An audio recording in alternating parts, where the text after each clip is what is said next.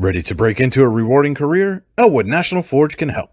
Elwood National Forge produces critical defense-rated parts to all branches of the United States military, meaning each day our employees are doing their part to support the men and women protecting our country.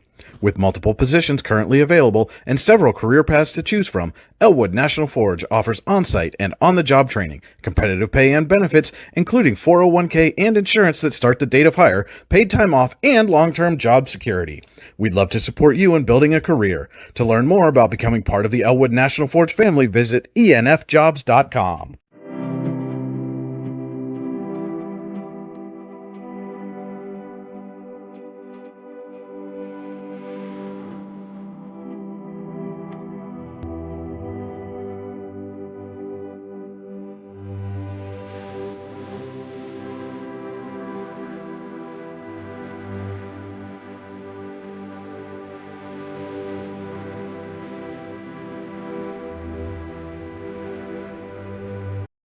For all your automotive needs, look no further than the Warren Tire Center. From new tires to tire repairs, PA state inspections, wheel alignments, and auto detailing, there's so much more that we can do for you, and there's no reason to go anywhere but the Warren Tire Center in Warren, Pennsylvania. With over 40 years of serving the Warren and surrounding communities, it's always been a great day at the Warren Tire Center. We offer same-day service and walk-ins are welcome. Open Monday through Friday from 7:30 a.m. to 5 p.m., the Warren Tire Center can be reached at 814-723-8050 and on the web at warrentirecenter.com. You've got dreams, might even be something big. Imagine what you could do with the right solutions, secured against evolving threats, and set up to make the right decisions faster. At Acrisure, we help protect and grow everything you've worked so hard to build. We are the brightest people using the best of technology. We are an extraordinary advantage for you. We are Acrisure. Here at the Warren County Chamber of Business and Industry, we like to focus on our community, help our local businesses expand and succeed. Why join WCCBI? Not only do we offer a way for local businesses to grow and prosper, but we also provide business development, community involvement, and member benefits. Becoming a member of WCCBI includes benefits such as networking and ribbon cutting. Become a member or to see additional information, visit WCCBI.org today. With locations in Shippensville and Tionesta, Tionesta Builder Supply is a full-service home improvement center specializing in everything you need to build or remodel your home. From power tools and accessories to paint and sundries and general hardware merchandise, Tionesta Builders has everything you need to get your project done quickly. Find out more at tionestabuilders.us and like them on Facebook. At AGI Industries in Clarendon, our state-of-the-art fabrication facility brings your custom-engineered products to life. With cutting-edge machinery and skilled professionals, we deliver precision-crafted solutions tailored to your needs. From trench box and storage container rentals to sandblasting, refurbishing, and painting equipment, plus expert metal fabrication, compressor stations, filters, separators, ASME vessels, and pig loaders, AGI Industries is your one-stop shop for quality and innovation. Call 814-728-6050 for more information or to secure a rental. When it's your special day, we know you want everything to be just perfect. That's why at the Allegheny Grill in Foxburg, we spared no expense in creating our new indoor-outdoor wood-framed event center with waterfalls, gorgeous views of the Allegheny River, a fire pit, and plenty of parking. The Allegheny Grill in Foxburg will take care of everything from catering to bartending, so all you have to do is bring the fun. We do it all for your wedding, anniversary party, corporate event, and so much more. One look at our new facility and we know you'll fall in love. And remember, the view is always free at the Allegheny Grill in Foxburg, PA. Providing in-depth audio, video, and written coverage of high school and small college sports across Western Pennsylvania. The YDL Sports Network. If you love sports, this is the place to be. Good evening, ladies and gentlemen, and welcome to high school football on the YDL Sports Network. I'm Alan Siebert alongside Lou Visa for the second week of the high school football season. Tonight, the Eisenhower Knights travel again and visit the Saegertown Panthers here at Saegertown High School. This is the Casella pregame show. Fans are an essential part of any team. Visit Casella.com to join our team today. Casella, our people, your team. Today's stream is powered by Oil Country Crates. Your products, our protection, oilcountrycrates.com. This is the Warren Tire Center drive to the game. The Warren Tire Center makes sure you get to the game in comfort warrentirecenter.com. And as we said, Eisenhower, Lou, coming off a game last week where they had their chances and some things that happened in the third quarter, and things got out of hand in a 60-25 loss to Reynolds, but a chance to get back on the winning path tonight as they visit Saegertown. Well, if they start out the way they did against Reynolds tonight, like they did last week, Reynolds delivered the first punch. Eisenhower answered back with their punch, and it was a really good, a well-played first quarter by both teams last week, and it trickled over into the second quarter too, which was decently played. And decently is a word. But then we got into the third quarter, and we talked about some of the the keys to the game, and one of the things that we did say was the mistakes, simple, not simple, but I mean the ones, the offsides, the false starts, the little 5-yarders that happen at the wrong time that could stop a drive or bring a big play back. That's going to play in tonight too, because both teams, Saegertown lost last week.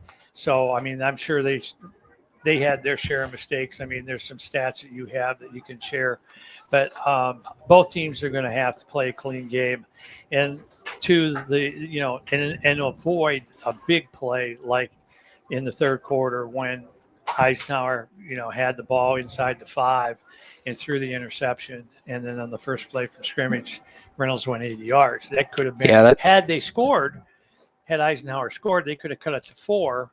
After 80 yards later, it was 19. Yep. And then from there, the route was on for Reynolds. As we said, Eisenhower lost 60-25 to Reynolds last week. Saegertown's coming in off a 42-20 opening week loss to Seneca. Junior Blake Burchell had a good game for the Panthers in defeat. He had 3 rushing touchdowns. These two teams last met last year, second week as well, August 30th, 2024 at Eisenhower. It was a close game. Eisenhower came away with the 14-13 victory. It is a big night from Caleb Jacobzak in that contest. He had his first career touchdown pass during that game, returned another kickoff for a touchdown, blocked an extra point, and had over 120 yards rushing. So Jacobzak definitely likes playing Saegertown and will be looking to have a big game tonight, which kind of leads us right into the WCCBI players to watch. Find out what the Chamber Advantage is all about at WCCBI.org. And Lou, I would say for Eisenhower, as we said, Jacobzak's kind of where the offense runs through. He did some nice things with the option last week, and that's probably going to be what they're looking for, a continuation of that tonight. Yeah, hopefully he runs the offense a little better than last week, and but he did do a nice job at times with the option. Read it well. He knew when to keep, we knew when to pitch, and so hopefully they'll make some big plays off of that. And for Saegertown, as we said, they were 6-5 last year. They did lose a key piece of their offense in Aaron Shartle. He rushed for over 1,000 yards last season. He graduated. Last week, as I said already, Blake Burchell was the big offensive player with 16 carries for 84 yards and 3 touchdowns.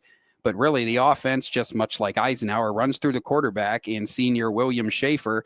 He only completed 4 of 13 passes last week, but also had 68 yards rushing, and he's really going to be the spark plug for the Saegertown offense. It all kind of runs through him. Yeah, he's a big kid. I mean, he's 6'2", 185. So he's a big kid. He's as a quarterback, 6'2" is good. You can see over the line and things like that. And that Burchell kid, he's 5'10", 188. So, I mean, they've got some, bigger kids. I think I'm just looking over their, the rosters. They've got a couple kids that are around 200 pounds and over. So maybe they're, depending on where they, their line, if they're experienced or not. A lot of them are juniors. I see a few seniors, on there. So it's just going to be, again, it's going to be a test of time and to see who plays 4 quarters. Yeah, like so many of these games, they're won and lost in the trenches, and that is definitely going to be one of the keys to the game tonight. Leads us into the Howard Hanna Professionals keys to the game. Howard Hanna Professionals can help you get the keys to a new home. Call 814-726-2000 or visit howardhannaprofessionals.com. And yeah, Lou, we talked about it last week, and a lot of these keys to the game roll over from week to week. Line play, when you got 2 teams that primarily look to run, is going to be huge. And ultimately, it's those drive-killing penalties, avoiding those, and that's really where games are won and lost at this level. Yeah, it's back down again to football 101, blocking, tackling, and don't make mistakes. And don't make mistakes in critical situations to where, like I say, with that interception last week that really hurt you, that's, it's a backbreaker. Some of them you can bounce back from, but some of them, you just can't. So yeah, time and place, especially like you said about having a chance right there to cut the lead or the deficit to 4. And before you can even blink, it's 19. And then Benjarez got running and Reynolds was just off to the races. So yeah, it's going to have to be another game like that where you just got to keep everything tight and don't let things avalanche on you too quickly like they did last week. And I think Saegertown is going to try to run, until they can't run any longer. It just seems that, it's the run's going to set up the pass. And I think that they're suited more for the run game than they are with the passing game. Absolutely. So we got about 11 minutes to kick off. We're going to squeeze in a quick commercial break here. When we come back, we'll take a look at the Rouse scoreboard powered by Seneca Generation and look at some of the other games going on in the area tonight. And like I said, in about 11 minutes, we'll have kickoff here at Saegertown High School between the Eisenhower Knights and the Saegertown Panthers. You're listening to High School Football on the YDL Sports Network. Here in Warren County, Seneca Generation delivers more than electricity. We provide clean, reliable power, and we're proud to call this community home.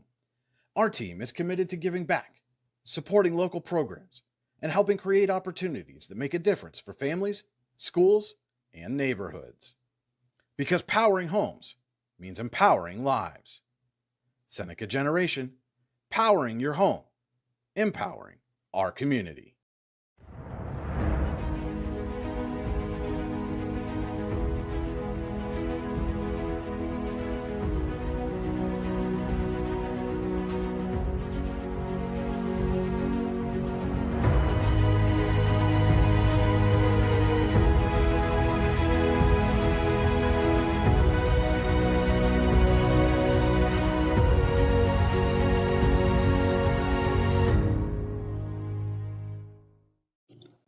Icy Ink Screen Printing and Embroidery offers screen printing and embroidery on apparel as well as on cool gear like backpacks, window decals, and engraved tumblers. We also specialize in team, business, and organization fundraisers. Check out our Icebox stores online at icyyyink.com or give us a call at 814-688-0034. Let's meet, drink coffee, and design some cool shirts. Be cool, wear Icy.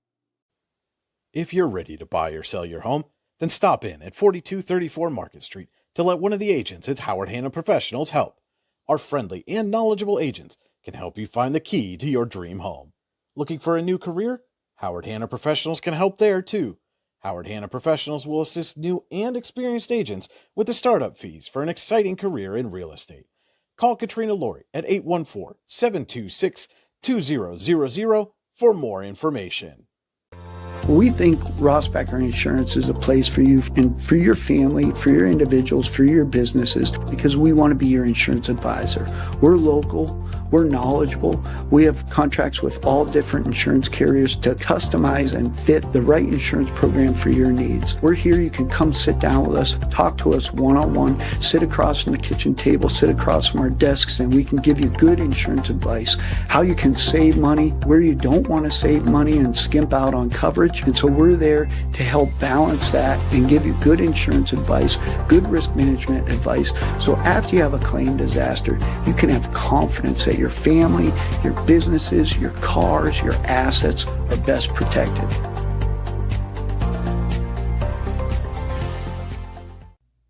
If you want to enhance your skills or gain an entirely new skill set, now's the time to register for classes at the Warren Forest High Ed Council. Registration for the 2025-26 Youth Leadership Program for students in grades 6 through 8 is now open. Secure your student spot today. Make 2025 the year you take the next step with a phlebotomy course, professional development seminars, a welding course, and a scam prevention seminar. Go to high-ed.org or call 814-723-3222 to register now. The Warren Forest High Ed Council, your access to lifelong learning. And welcome back to Saegertown High School football on the YDL Sports Network. Alan Siebert, along with Lou Visa, here for Week 2 game between the Saegertown Panthers and the Eisenhower Knights. As promised before we went to the break, we're going to take a look at the Rouse scoreboard, powered by Seneca Generation. Our scoreboard tonight is brought to you by Rouse. Rouse is caring for generations. Visit rouse.org to find out more. And our board is also powered by Seneca Generation. Seneca Generation, powering your home, powering our community. So a pretty busy night here as we move into Week 2. There's several games around District 9 and 10. Looking at the list here, we've got Central Clarion at Keystone, Punxsutawney visiting DuBois, St. Mary's will travel to Brockway, Montauk's at Port Allegheny, Brookville at Karn City, Kane at Coudersport, Ridgeway at Smethport, Clearfield at Bedford, West Branch at Cameron County, Otto Eldred visits Bradford, and Windber plays Kerwinsville. Equally as busy around District 10, Fort LaBeouf will visit Farrell. Mercer is at Lakeview tonight. Reynolds, last week's opponent for Eisenhower, visits Maplewood. Hubbard, Ohio visits Wilmington. Northwestern is at Cambridge Springs. Union City's at Cochranton. Corey visits Warren at Warren High School, or War Memorial Field. Grove City's at Fairview. Girard at Titusville. Hickory at University Prep. Connellsville at Meadville, General McLean at Harbor Creek, Mentor, Ohio at McDowell, Seneca at Northeast, Sharon at Cathedral Prep, and Oil City at Mercyhurst Prep. Take a quick break one more time, squeeze in one commercial break before kickoff here. When we come back, we'll let you know who's getting the ball to start the game, and we'll get underway with our opening kickoff. You're watching high school football on the YDL Sports Network. Founded in 1978 and headquartered in Warren, Pennsylvania General Energy has become a leading oil and natural gas producer in the Appalachian Basin. PGE is a proud and growing organization making positive contributions to the region's economy and environment. We are equally proud of our commitment to safety and environmental programs. PGE is a strong, family-oriented company that believes in giving back to the communities in which we live, work, and play. PGE, producing the energy we need, protecting the environment we treasure.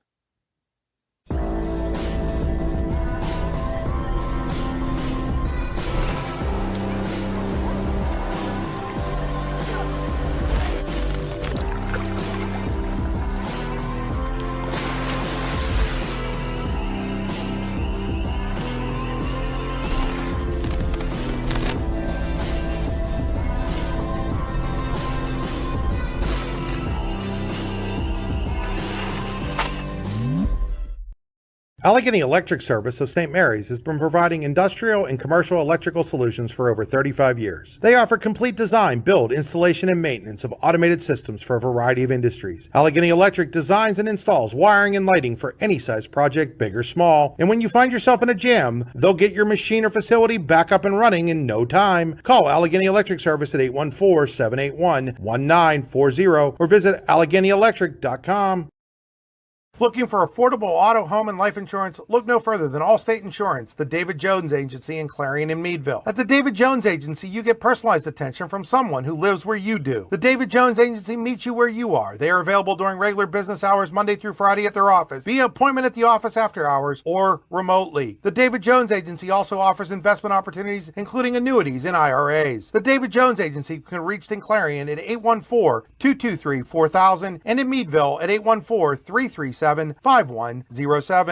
Whether retirement is just around the corner or years away, John Bongiovanni, Lucas Slazak, and Adam Jack of Generational Wealth Management in Erie and Bradford are here for you. John, a Forbes-recognized best-in-state wealth advisor, Lucas and Adam provide customized investment advisory solutions and retirement planning services. Generational Wealth Management offers world-class investment services and internationally recognized insurance products from Northwestern Mutual, an industry leader. The Generational Wealth Management team provides a high level of expertise and service to their professional and business clients. Contact the Erie office at 814-651-0838 or the Bradford office at 814-368-4065 or check them out online at gwm.nm.com.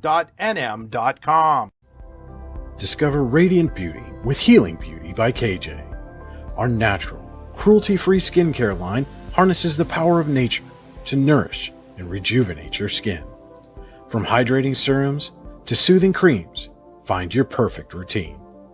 Shop now at shophealingbeauty.com for exclusive offers and free shipping on orders over $50. Healing Beauty by KJ. Glow naturally. Shine beautifully.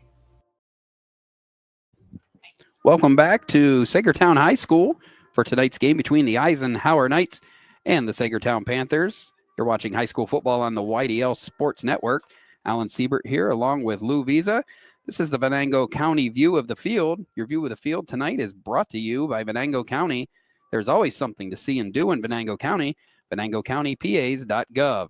Shout out to our cameraman tonight. Again, that's 15-year-old Micaiah Siebert, who made her debut last week. So if you're not seeing something you want to see, you can blame her. Get Lou and I off the hook here. So, Lou, we got about just a few moments here before they kick off. I believe you saw the pregame information and have a little bit about how this game is going to start. Yes, Saegertown won the toss and deferred to the second half, and will be kicking away from the board. So they will be kicking from the left of your screen to the right of your screen. So we're almost ready to kick things off here, and both teams kind of trying to shake off some week one blues and get in the winning column for the first time this season.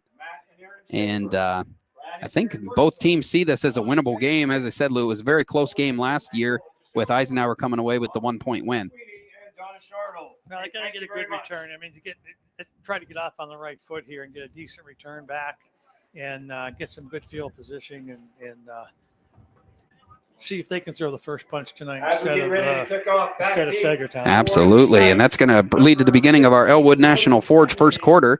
It's never too soon nor too late to set another goal or dream another dream. If now is the time for you, Elwood National Forge can help. With multiple positions currently available and several career paths to choose from, Elwood National Forge offers on-site and on-the-job training, competitive pay, and benefits, including 401k and insurance that start the date of hire, paid time off, and long-term job security. To learn more about being part of the Elwood National Forge family, visit enfjobs.com.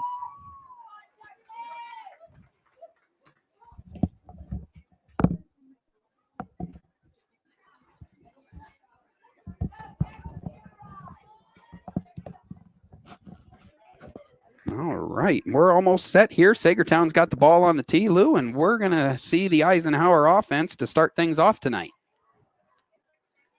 Well, we got Haight, Penley, and July. Oh, get on it. Yeah, the ball bounced off number 21, Braden Baker, and Bryce Colson was right there on the spot to recover. So the Knights are going to take over at their own 36-yard line. Yeah, he kicked kind of like a line drive and went right at one of the Eisenhower players, and fortunately they recovered it and had the ball on the 36-yard line. Yeah, it looked a lot like the couple of the kickoffs last week. That was definitely a part of the game that was a little sketchy last week. Never knew what was going to happen on a kickoff, and no different here tonight. So, as we said, Jacob Zach under center for the Knights. The ball's at the 36-yard line. Let's see what the Eisenhower offense has for its first snap, and that's not the way you want to start. The ball is immediately on the ground. Waiting to see who recovers it. Got a flag across the field from the head linesman. Yeah, it was recovered there. It looked like Gavin Lindemuth fell on the ball, but yeah, let's see what the flag is about.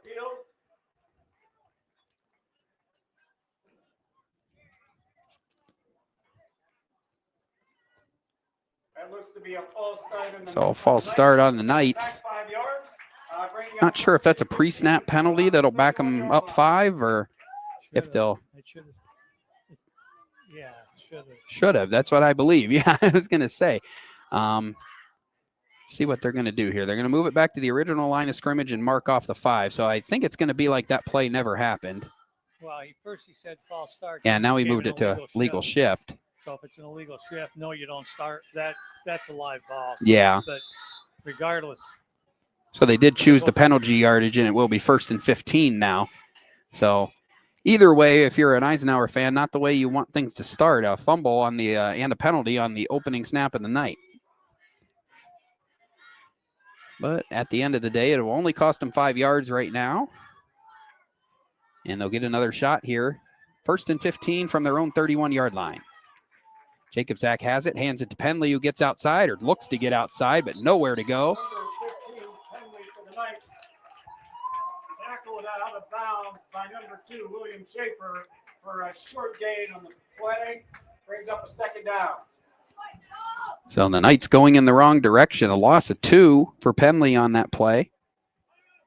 And just like that, it's second down and 17.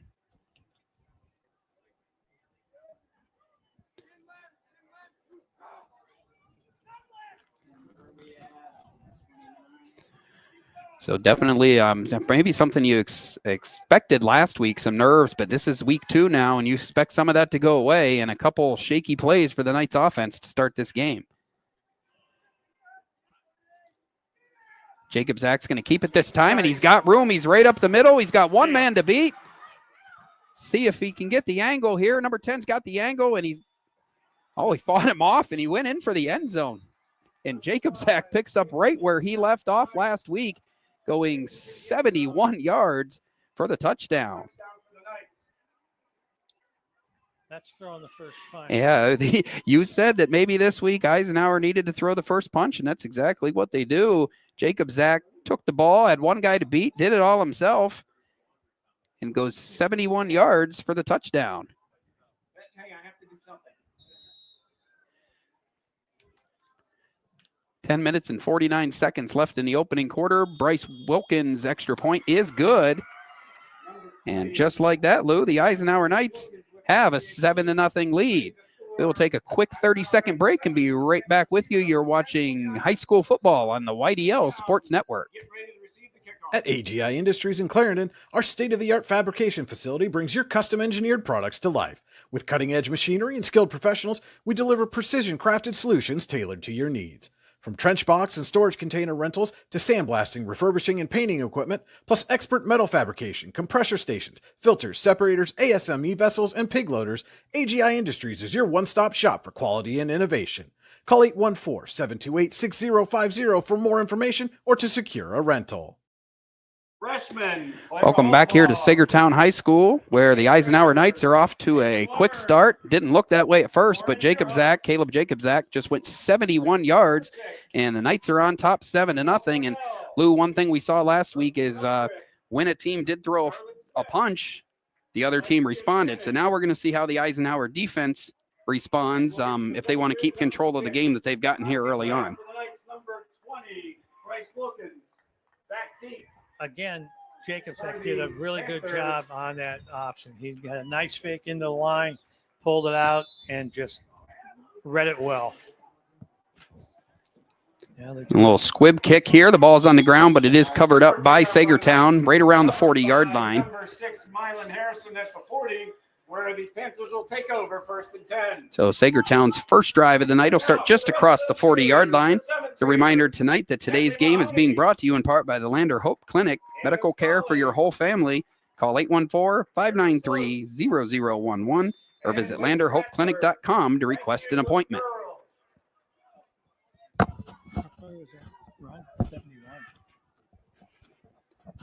So here's Saegertown's first snap of the night. The ball is going to go to number 10, Blake Burchell. Decent gain over the right side. Gets about 4 yards. And that will be a 2nd and 6 upcoming for Saegertown. Ball at the 45.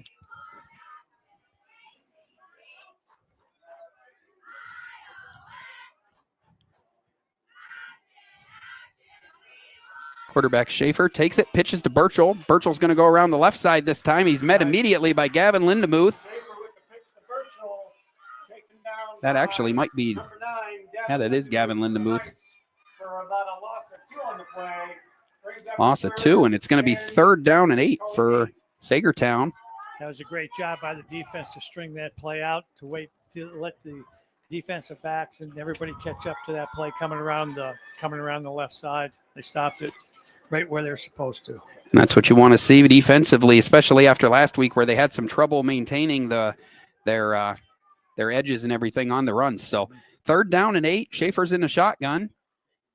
Here's the snap. He's looks to throw. Nowhere to go, so he tucks it down, puts his head down, and gets about 6, but he is going to be short, actually. Yeah, about 6. So 4th and about 2 coming up for the Saegertown Panthers. Brings up about a 4th and 2 for the Panthers. taken down by a host of Knights in the play. So an early decision here for Saegertown and head coach James Wolfgang. Got a 4th down and a little more than a yard, pretty close to 2, and it looks like they are going to go for it. Don't jump. Don't jump. Yeah, this is definitely one of those moments we talked about. They keep it, and Schaefer goes right up the middle, and he's going to go untouched. Right up the middle, and he's going to go 51 yards for the touchdown. And much like last week, we have a early score, followed by another one. Saegertown gets within 1. It's 7-6. Out for the PAT, number 17, Jackson Amy. So number 17, Jackson Amy, will come out and attempt the extra point, which would tie this game. And Lou, much like last week, we are off and running here. We've got 8:46 left in the opening quarter, and we've already got 2 touchdowns on the board. Here we go. Extra point is up, and Good. No good. went wide there, so it is going to be Eisenhower maintaining the lead, 7-6, but we look like we're in for another shootout. We'll take a quick break. We'll be back here in just 30 seconds here watching high school football on the YDL Sports Network. Excellence, teamwork, responsibility. Those are the foundations on which Phoenix Sintered Metals in Brockway is built. Phoenix is a Verischetti family-owned powder metal manufacturer committed to being an industry leader through excellence, innovation, and continuous improvement. Phoenix emphasizes employee teamwork as well as responsibility to the community. Like any team striving to be the best it can be, it knows that hard work and perseverance pay off. Welcome back here to Saegertown High School, where the Eisenhower Knights and the Saegertown Panthers are both off to hot starts offensively. Back deep for the Knights. We've got number 15, Logan Penley. Number 4, Joe Gelati.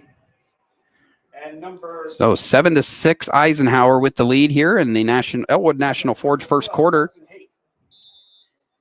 That score by Saegertown, there wasn't a lot of deception on that. That was just a straight dive up the middle. No, they looked like they were perfectly happy getting a yard, and he took the other 50 as a bonus and got the touchdown. Here's Gelati.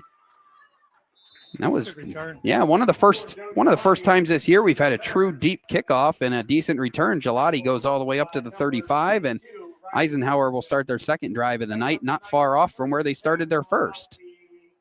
35-yard line.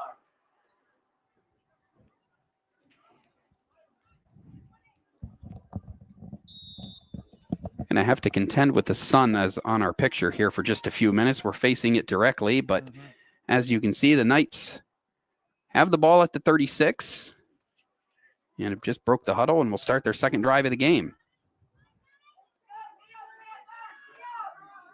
Game has a very similar feel to the start of last week. The Knights hoping that it goes differently as far as the final score goes, but let's see what the second drive brings. Jacob Zach hands it to Gelati on a reverse, and he's got some room. Nice tackle there, but a nice pickup of about 7 on first down for Gelati. So much better first down play than the last drive. Of course, that one started with a penalty and then a fumble and then a negative play. It's a little bit of misdirection on there with Gelati coming back from the left to the right side with a fake up the middle, and then him coming back to the right. So that was a nice play. That's a good yardage on the first down. So yeah, definitely the kind of drive starter you want there. So 2nd down and 3, Jacob Zach under center.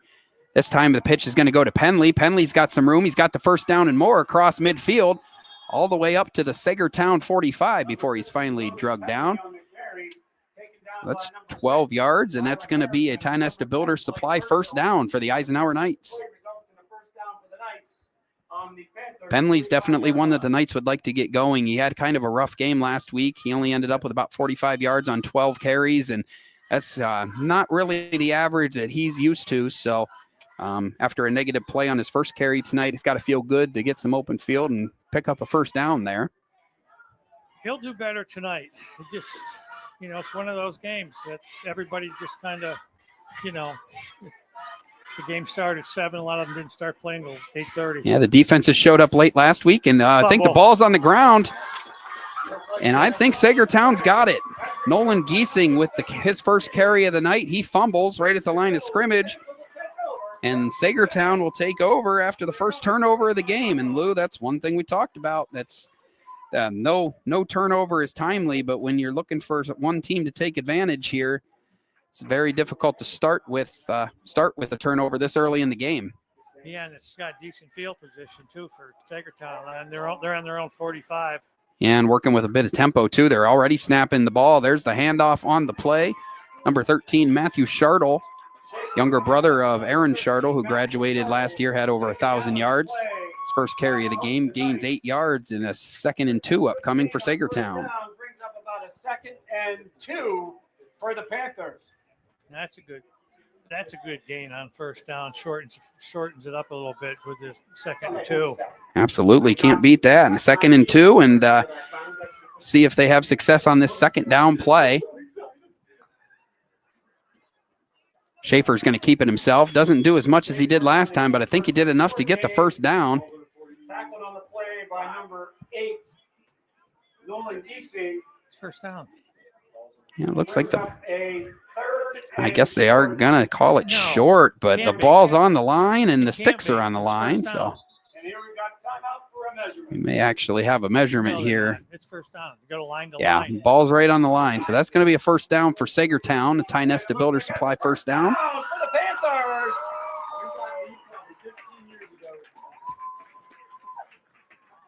That's why you always try and start on the line. Makes it a lot easier for the officials. And Lou, of course, you would know. You've been doing it for a long time. We didn't have a measurement in 15 years.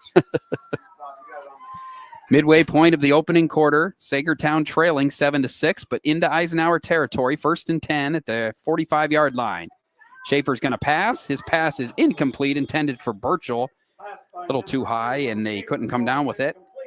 Intended for number 10, Blake Burchell. And that will make it 2nd and 10. So interesting there that Saegertown went to the pass. They've had some runs. The runs have really worked, and see what they got dialed up here on 2nd down. Yeah, you're kind of throwing into double coverage on that one. That had no chance. Yeah, and even if he had come down with it, it wasn't going to be a big gain, and it's a low chance throw with a lot of defenders in the area. So 2nd down and 10. Burchell's in motion. And nice misdirection play, and it's a nice job there by number 50, Bryce Colson. He was really, if he didn't get him, he was going to run for a while. The run was there for number 6, Milan Harrison. Picks up 7 yards, and it's now 3rd down and 3, and likely 4-down territory for Saegertown. Both teams have used a little misdirection here, and it's worked out well for both teams. So they're going to adjust a little bit here to keep the guys at home and not overrun the plays. So 3rd down and 3. Schaefer's got it. Gives it to Harrison again, and Harrison's tackled in the backfield. That's a great play by number 6. Going to say Cashmore, number 6, and number 8, Nolan Giesing were there on the play. And that will bring down 4th and 4. As I said, you got to think they're going to go for it. They went for it on their own side of the field, and now they're at the Knights 39. So likely 4th down play coming as the Saegertown Panthers come to the huddle, or come to the line out of the huddle. A big play early in this game.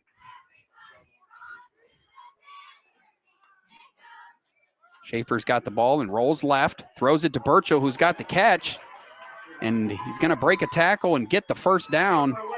Needed 4, got about 5, and it's a Ty Nesta Builder Supply first down for Saegertown.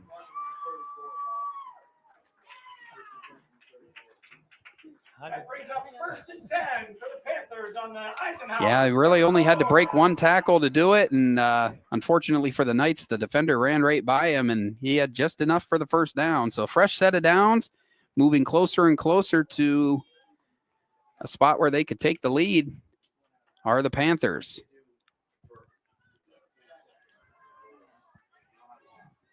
Five minutes, 13 seconds left in the Elwood National Forge first quarter. Schaefer's back to pass again on first down. Almost tackled in the backfield by Carson Subkowski, but he got away and had a pretty good gain, about 8 or 9 yards on first down for Schaefer.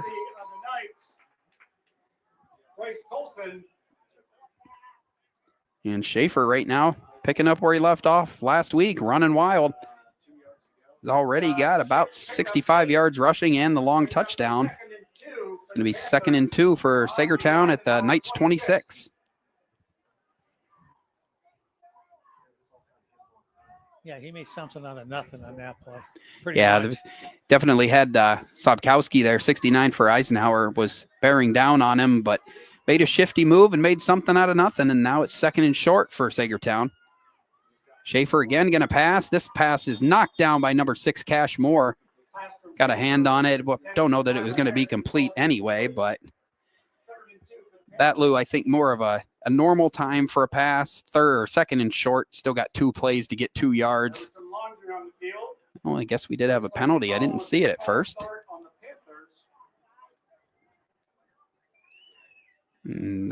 Got to think Penley's probably going to choose to back them up and keep it 2nd down and a little longer. So it's going to be 2nd and 7 for 3rd and 2. Hey, we've got some people talking to Gavin Lindemuth, the captain here, trying to figure out what they want to do. And they are going to take the penalty and back them up. So it will be the incompletion will come off the board, and it will be 2nd down and 7 for Saegertown back inside their own, or the Knights 30 at the 31-yard line. 2nd and 7 for the Panthers from the Eisenhower 31.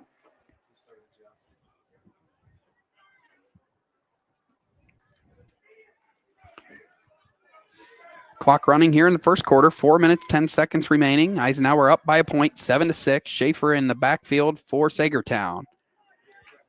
Got all day to pass, and he throws, and it's a little too long for number 6, Milan Harrison. Huck Fedorchuk and number 16, Ollie Boozer, were on the coverage for Eisenhower. And now, Lou, that penalty backed him up 5, and now you've got 3rd and medium instead of 3rd and short as it was going to be. So definitely the right choice in hindsight to take the penalty for the Knights, but you got to think again, 2 plays here for Saegertown to pick up these 7 yards. You know, they're emptying the back, not on this play, but a couple plays before that. I mean, they have no choice but to pass. Pitch to Harrison. Nice play by Lindemuth. Number 6. There you go. Yep, they ended up throwing a flag after the play was over, and we have an Eisenhower player down as well. Gavin Lindenbooth. So and we got some laundry on the field. Play ended up being a loss of about a yard on the play. Looks like it's an unsportsmanlike conduct. And it's going to be unsportsmanlike on the number 6, Harrison. And the injured Knight is Grayson Linkerhoff, but he's up and walking off with the trainers. So, and I believe, Lou, I don't know, but I think that might have been after the play, which means the down's going to count. It was dead ball. Yep, dead ball. So that's going to be 15 yards and turn it over to 4th down here. So that's a huge play here and might just stop the drive for the Panthers, the drive that once looked pretty promising. Looks like while they're talking about it, there's a quick timeout on the field. This is a Ross Becker Insurance timeout. Ross Becker Insurance Group, with locations in Corey, Northeast, and Seneca, strives to deliver a personal and beneficial experience to its customers while providing a great place to work for its valued team members. Team Ross Becker, that's Ross Becker. So, yeah, as we come back into the booth here, it is going to be a 15-yard penalty. And I believe it is going to turn over to 4th down. So now you're looking at, I believe, 4th and a country mile, 22 yards here.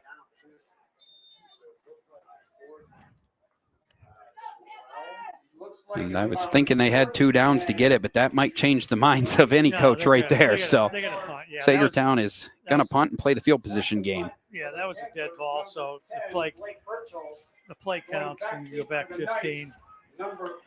Looked like Harrison took some exception to how Lindemuth tackled him there and must have said or done something when he got up. Saegertown gets a nice punt away.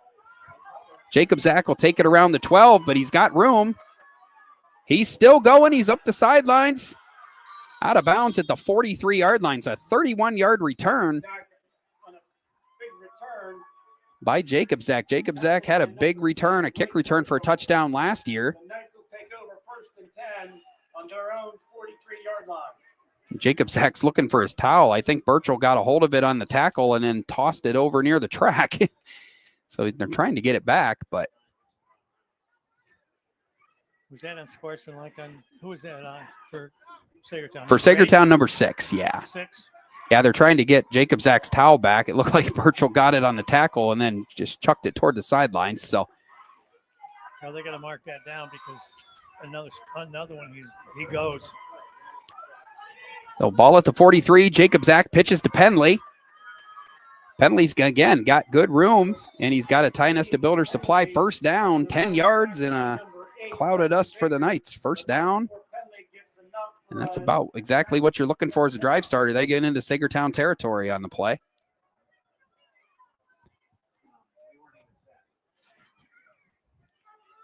Three minutes and 8 seconds remaining in the Elwood National Forge first quarter. Eisenhower moving with a little tempo here. A 1-point lead, trying to make it more. Jacob Zach under center, pitches to Penley. Same play, other side. Same result. Penley's got lots of room to run. He's got a first down and more down near the Saegertown 30. Gain of 16 for the Eisenhower senior. And we talked, Lou, last week. Penley had a hard time getting going, but that's his third run for a first down tonight. Third double-digit run. 3 out of 4. He'll take that percentage all day long, and now it's the Knights on the move down around the Saegertown 31. He's got some great blocking with the guards that are pulling on that play to lead him, down the field and getting them off the line of scrimmage and getting a nice hole for him so he can get downfield. And they're still on their feet and clearing people out 5-10 yards down the field. Yeah, and a nice play offensively to go with what was working. And this time they moved misdirection again. Gelati got free, just got caught by the shoestrings there. But for the third straight play, it's going to be a rushing play that results in a first down. So after looking like maybe Saegertown was driving to take the lead, Eisenhower got the penalty. Much like last week, it went against them, a big play, and the momentum shifted. Eisenhower trying to do the same thing, but only to their benefit this time. They have a first down and 10 at the Saegertown 21. Jacob Zach again to Penley. It's worked all drive. That time he ran into a defender on the way by, and there is a flag on the play. Holding. And this one's holding on the Knights, and it's going to come back. And that, again, ill-timed penalty for an offense. So after 3 straight first downs on the ground, 10 yards in the wrong direction, it's going to be first and 20, or right around 20, and it's going to be back around the Saegertown 30-yard line. Looks like that's a hold on the Knights. That'll take him back to 10. So it'll be first and 20 for the Knights. And Eisenhower breaking the huddle. They haven't even moved the ball yet. So definitely seeing some tempo being pumped into the Knights offense this week, a little more than last week.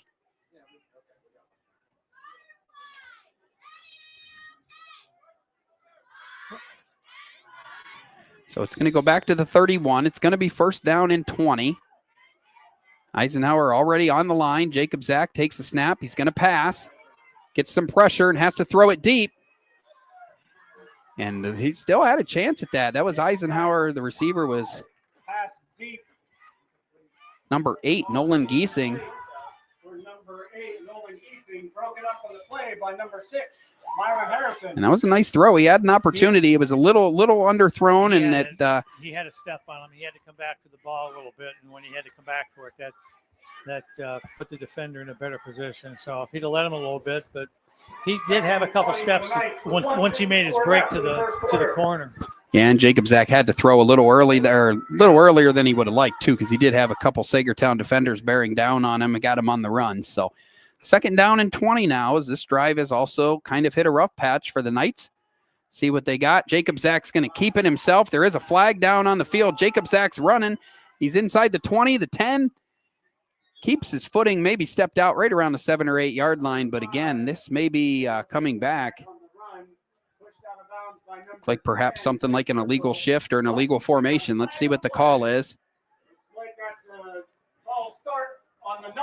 And it is going to be another 5-yard penalty on the Knights. So, Lou, you mentioned it in the pregame. The penalties are all bad, but when they come, sometimes worse. And they've had 2 killers after they got down to the red zone here. And now, much like Saegertown on the previous drive, find themselves going in the wrong direction. Yeah, those are 2 big penalties on this drive.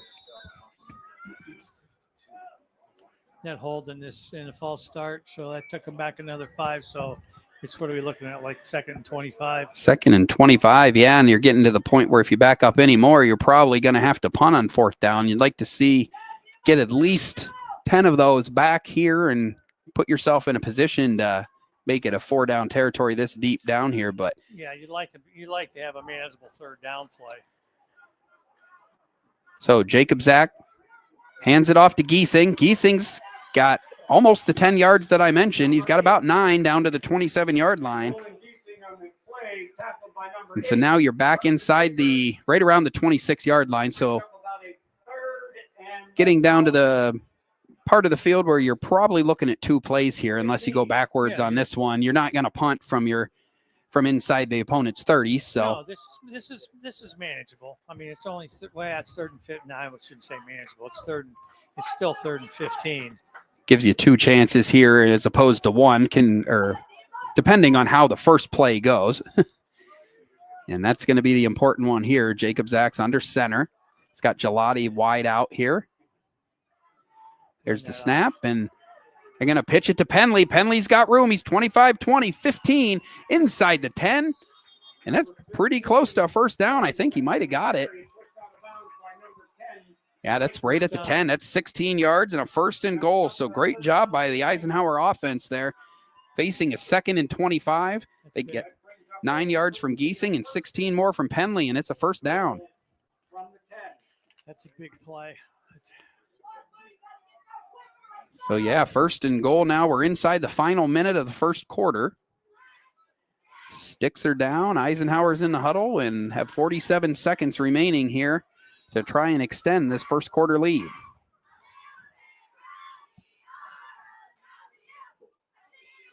Gelati in motion. The handoff goes to Penley. Penley's up the middle inside the 5. Looks like he's tackled right at the 5. Maybe call it the 4. 6 for Penley.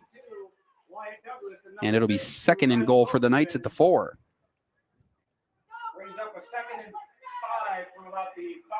So Penley only 6 carries in this 1st quarter, but already more yardage than he had last week. 6 carries, 58 yards. Offensive line is doing a nice job. They really are, yeah. I mean, you're getting 5 yards a pop, and you can take that all day long. Yep, doesn't have to come quick as it has for some of them. I mean, they have several, probably I think 6 already, double-digit runs, but that all starts up front. 2nd and goal at the 4, final tick of the 1st quarter. They give the ball to Penley, and Penley will end the 1st quarter with a touchdown run.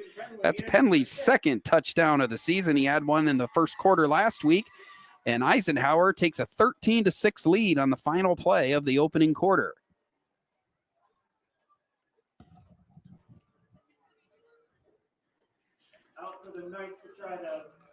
And it'll be Bryce Wilkins coming out to kick the extra point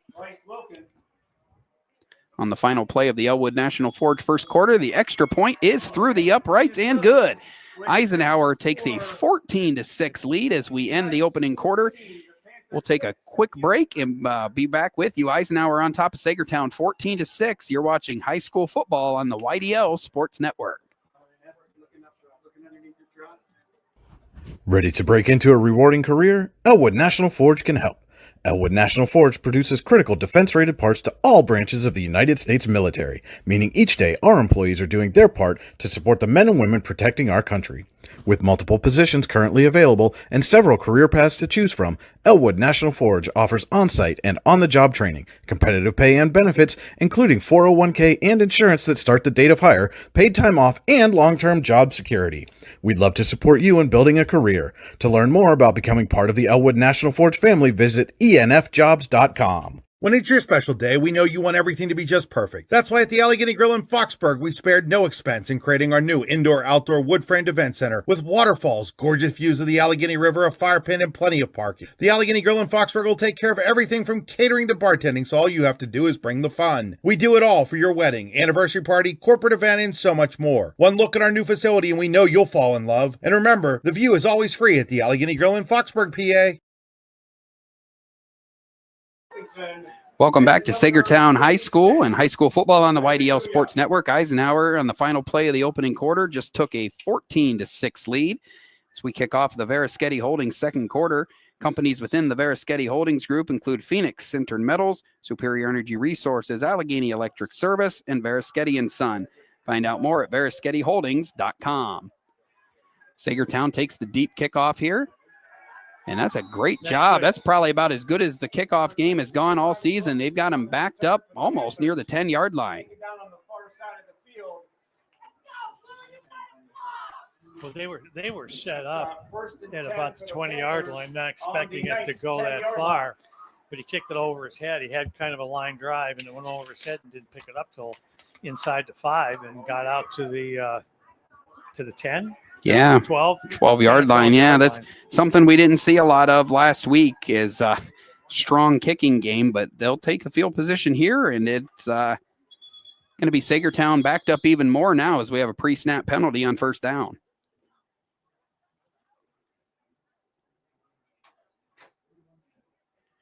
False start on Saegertown, so that'll back them up 5, and now they'll be back starting this drive at the 7-yard line. That's a 1st and 15 from the 7-yard line. So far, points are coming much easier than last year. As I said, that these two teams met last year. It was 14-13. Eisenhower was victorious. They find themselves with a 14-6 lead as we start the second quarter here. 1st and 15 for Saegertown. Schaefer's going to hand off to Birchall. I believe that's Birchall, number 10. Number 10, Blake Birchall on the carry. He's going to get about gain of 3 and a couple yards of the original line of scrimmage. Now, Birchall had a big game last week, 84 yards, 3 touchdowns, but only 2 rushing yards in the opening quarter and adding 3 on his first carry of the second quarter.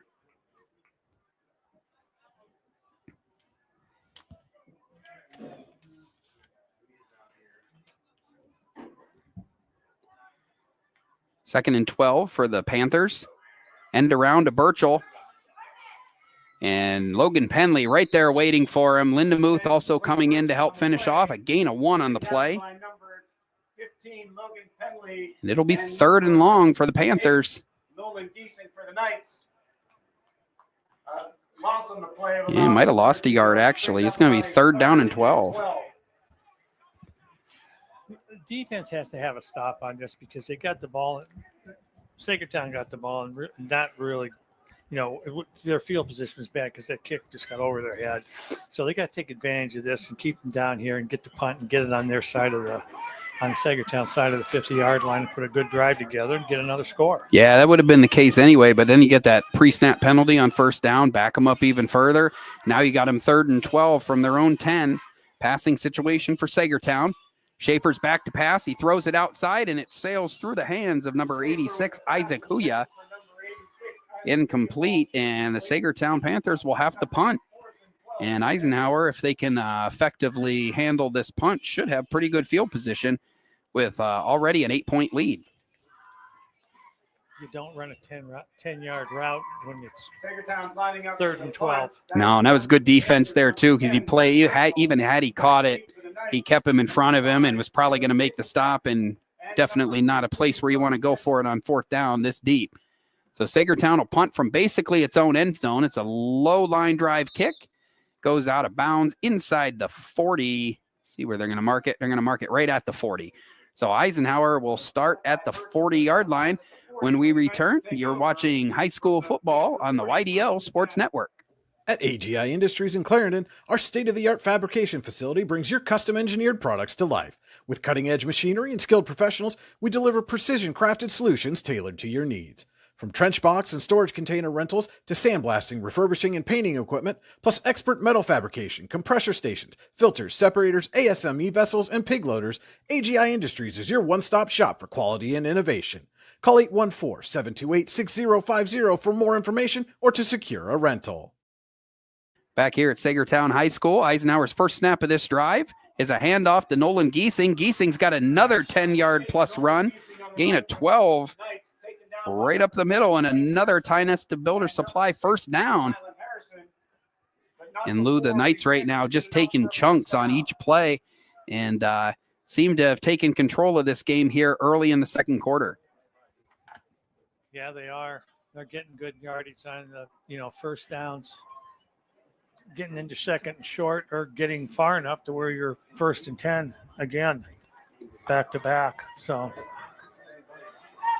Yeah, Coach Penley's got to be happy with what he's seen from the running game. Also, the defense. They've had a lot more impactful plays than they did in the first half last week. Now Jacob Zach looking for another one offensively as he takes the snap and hands off to Penley. And this time Saegertown's up for the challenge. Nice surge by the defensive front, and it's going to end up being a loss of 2 for the Knights on first down. Taken down by number 54, Glenn Sample of the Panthers, for a loss of about 3 on the play. And that's something we haven't seen much of in the first half, the push there from the Saegertown front. Yeah, they only have 3. I mean, they only have 3 down linemen on defense and 3 backers in the gaps. So they made a nice play there, but I don't get the defensive scheme here because they're leaving the big gaps on each side of the center there. Second down and long here. Jacob Zach pulls it back from Gelati, and he's got lots of room over the left side. He's inside the 20. Tried to make a little extra move, and they're going to say he did fumble, but the ball was down. And he's going to be just short of the first down. So it's going to be 3rd and a yard or 2 after the 10-yard run from Jacob Zach. That's just the 2nd carry of the night. Hard to beat the first one. First one went for 71 yards and a touchdown. Yeah, he did step out, or they're going to mark the ball back a little bit. So it's going to be a little longer, 3rd and 3 or 4 here. But definitely manageable, and you're down around the 20. So 2 plays to get it here. Yeah. Did a nice job on a block down. Kick out and block down. Gave him a nice hole to turn the ball up. So 3rd down, the pitch is to Penley. Penley's got enough room. He's going to be very close, maybe a half yard short. He might have got it. First down. Yeah, they are going to give him a first down. So a 3-yard run from Penley gives them a Tie Nesta Builder Supply first down. And a fresh set of downs. 8 minutes and 37 seconds till the half. Eisenhower already on top 14-6 and looking for more here during the Verischetti Holdings second quarter.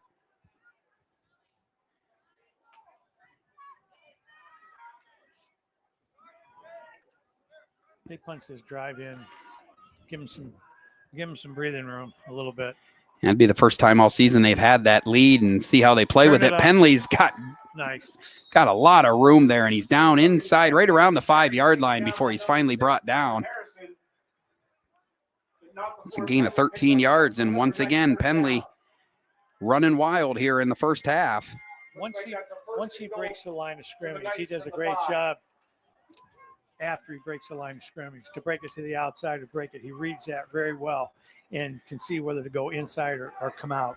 Yeah, and it's something. He's a very patient runner too. Yeah, and that's what I'm saying. Yeah, saw that a lot last week on the other side of the ball with Reynolds and Gabe Manjarez, and Penley taking a page out of his book, nearing 100 yards in this first half. Already has 1 touchdown, and see what we're going to do here on 1st and goal from the 5. And what we're going to do is back up 5 yards. Another pre-snap penalty for the Knights will make it 1st and goal. Back around the 9 or 10 yard line. First and goal on about the 9, or let's call it the 10. So yeah, been a lot of pre-snap penalties here in this first half. Both sides, honestly. One thing the Knights have done better than Saegertown, I would say, is recover from those penalties. And they'll have a chance to do it again here. It is still 1st and goal.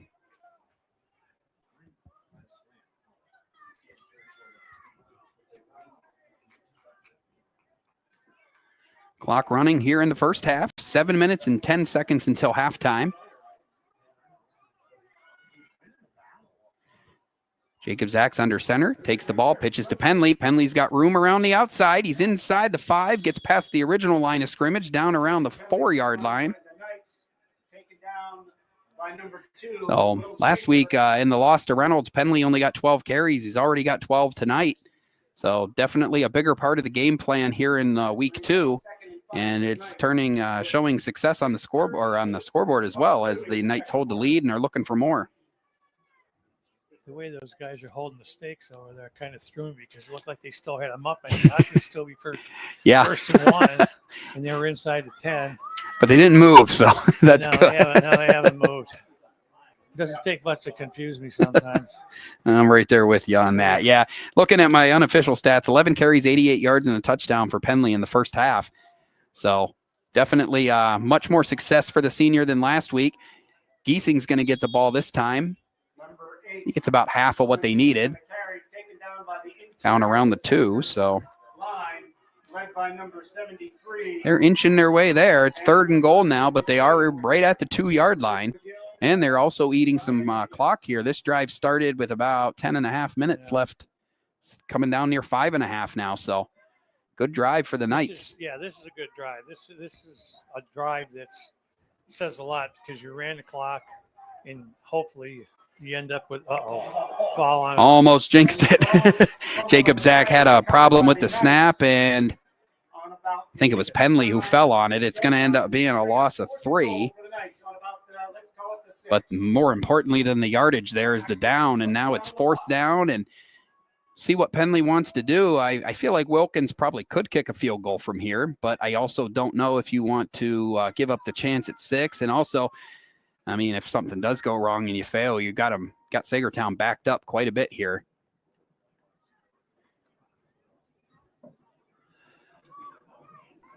Does look like they are going to go for it. I don't see Wilkins on the field. Well, they better hurry up because the hand's up. Yeah, the hand just went up, and so it's going to be a delay. 4, 3, 2. Yep, and I think we got a timeout called from the sideline here. Yep, Eisenhower is going to take a Ross Becker Insurance timeout, and we'll take one with them. Eisenhower 14, Saegertown 6. 4 minutes and 40 seconds left in the first half. You're watching high school football on the YDL Sports Network. This is Chris Rossetti from the YDL Sports Network, and I want to take a moment to tell you about my friend Paul Burdick. Paul is the Dean of District 9 Photography, and he is here to serve your needs with action photos, team photos, and so much more. Paul has shot everything from Little League through the pros and is a regular at PIAA championship events and Penn State football. Find out more or buy a photo at pburdick.smugmug.com. Are you looking for an upcoming, young, energetic photographer to shoot your team or individual athlete? Then contact Anima TV today at 814-594-5783. Anna's work has been used in many publications over the last few years, including right here on the YDL Sports Network. Find out more at animatvphotography.com. Welcome back to Sagerview High School, your Venango County view of the field. Your view of the field tonight is brought to you by Venango County. There's always something to do in Venango County. And the Eisenhower Knights have a 4th down and goal from the 5. Jacob Zach takes the snap. He's got a big hole, and he just walks into the end zone. 2nd touchdown of the night for Jacob Zach, and the Knights are on top 20-6. The Knights 20, the Panthers 6 with the PAT upcoming. Just 4 carries tonight for Jacob Zach, but 2 touchdowns. You'll take that percentage all the time. Had options there all night. And Eisenhower now with a 14-point lead, and Wilkins is going to try to make it a 15-point game.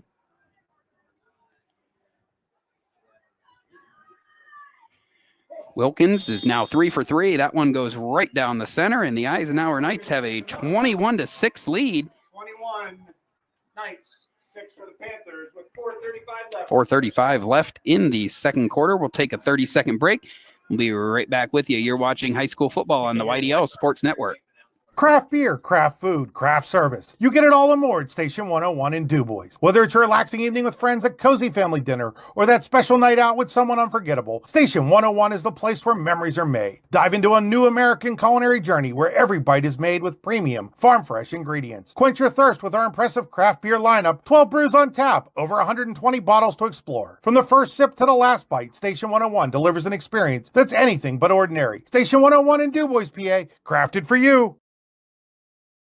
Welcome back to Saegertown High School and high school football on the YDL Sports Network. Alan Siebert with Lou Visa, and so far it's been a much better night for Eisenhower. They're up 21-6 with 4:35 remaining in the opening quarter. And Lou, much like last week where they lost control of the game during some key sequences, they seem to have really taken control here in this second quarter. Yeah, they just put together a nice drive. I mean, they had a couple false starts in there, but really didn't affect the outcome. They drove the ball probably. Where did they? I think they took over.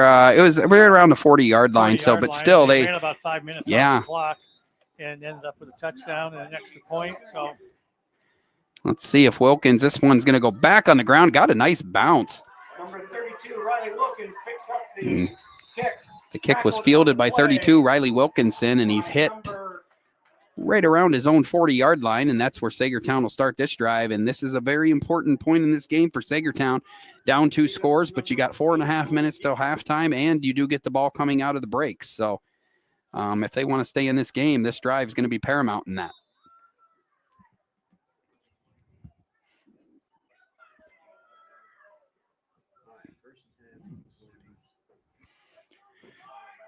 Schaefer in the shotgun. Had a little trouble with the snap. Hand off to Matthew Shardle. And Shardle's just across the original line of scrimmage. Maybe a half yard. Second down and a long 9 for the night, or for the Panthers, sorry.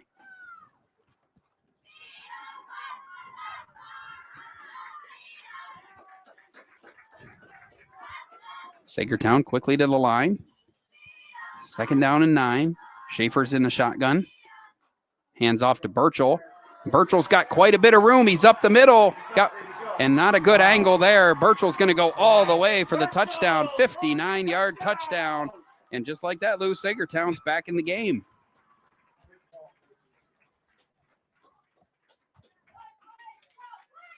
He pretty much was untouched after he broke the line of scrimmage. Yeah, and we saw that on the first touchdown as well from Schaefer in the first quarter. Once he got to the line of scrimmage, there was nobody there, and that's exactly what happened again. This time, Burchell's got his 4th touchdown of the young season. And with 3:48 to go, it's now 21-12. Jackson Amy's going to try the extra point. His first one did not go through. And this one did. So it's a quick point for Saegertown and right back in the game. It is Eisenhower 21 and Saegertown 13 with 3 minutes and 48 seconds remaining in the Verischetti Holdings second quarter. Their drive was just about the opposite of Eisenhower's, where they ate about over 5 minutes on the clock. Their drive was about a minute. Yeah, barely over that. Yeah, and so, yeah, it doesn't matter how you do it. No, they all count the same. So just as long as you do it, I guess. But absolutely. And now, if you're they got to answer back. Yep, and Eisenhower has the amount of time that you probably need to do it. I mean, last time it took about 5 minutes. Got about 4 minutes here, but especially with Saegertown getting the ball coming out of the locker room, you've really got to end this first half on a high note if you're Eisenhower. And yeah, because you don't want to give Saegertown another chance with the ball because, like you said, they deferred, so they're going to be getting the ball to start the second half. So you don't want to let them come in with some momentum going into the second half. Absolutely. So you want to answer here, get a good drive, maybe run this clock, even if you don't score, run this clock down. And that's what I was just going to say. I mean, even if you can run the clock down, Saegertown's proven they can score quick. So you probably don't want to give them the opportunity. That ball, they let it go, and he'll luck out here. Haight will let it go into the end zone. And that's a touchback on the play. So got away with one there. Hudson Haight misplayed the ball. It got by him, and luckily for the Knights, it rolled into the end zone and was touched down by Gelati. That's okay. So, yeah, it'll bring it out to the 20, and it'll be first down for the Knights.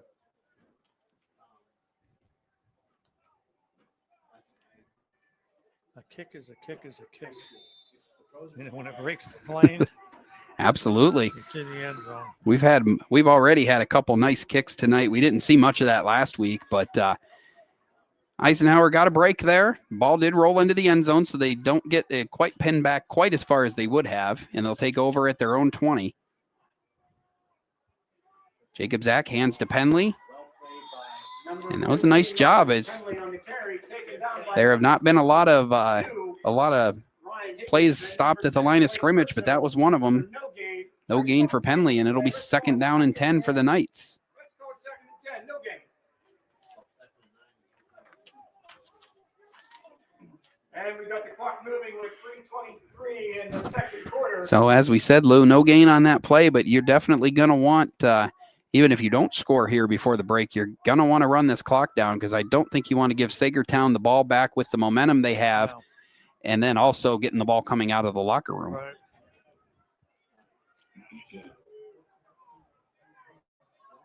You're on the rungs. Trying to get everybody in position here. Boozer gets into place. Here's the snap. Jacob Zach keeps it. He's got some blocking. Kind of got stuck behind his blocker there, but it's still going to be a first down. It's 11 yards for Jacob Zach and a first down. Ty Nesta Builder Supply first down for the Knights.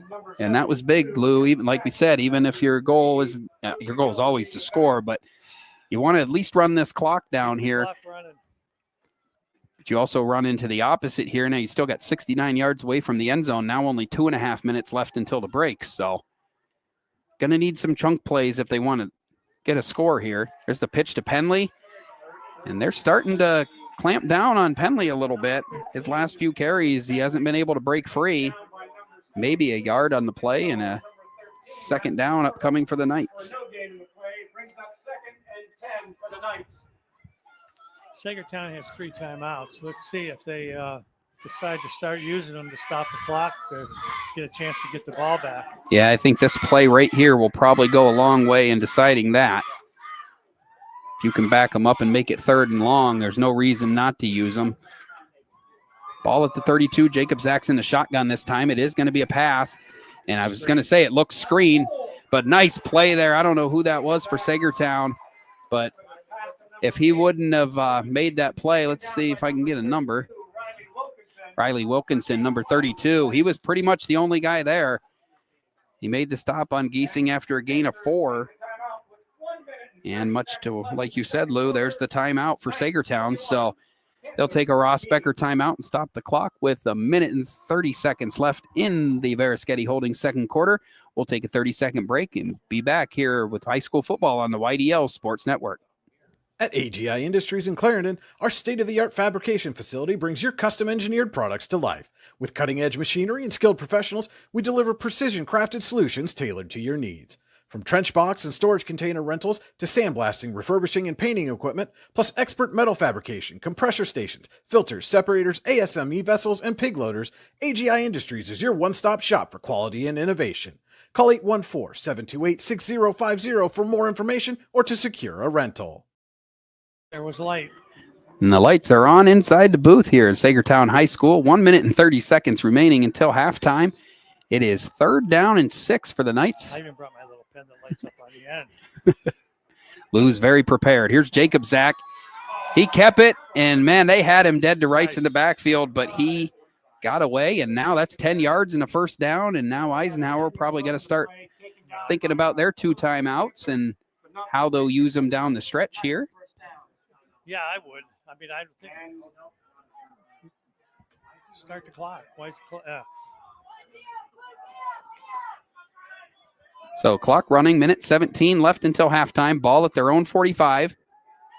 Jacob Zach's back to pass. He eludes the pressure. Nowhere to go with it. And finally throws, and he hits Lindemuth. Lindemuth's open across the 30, all the way down inside the 29. Great play by Jacob Zach there. Threw the ball at the last possible minute. Had Lindemuth open. And Lindemuth's got 26 yards and a first down. Good timeout. Yeah, good timeout there. Ross Becker timeout by Coach Penley. And now you're looking at 1 minute and 2 seconds. Got 1 timeout left. Ball's at the Saegertown 29. Lou, that was a nice play by Jacob Zach. He basically strung the defense out and held the ball until the last possible second, and he found Lindemuth, and it turns a play that looked like it was going nowhere into a big gainer and keeps the drive alive. Lindemuth did a smart thing. He started to come back towards the quarterback, broke his route, and came back to kind of, which made the completion. Absolutely, and then the run after the completion just added to it, and now again, you're getting down into the part of the field where you could turn this into a 2-possession game before halftime. You got 1 minute and 2 seconds. Ball at the 29-yard line. Jacob Zach's under center for this snap.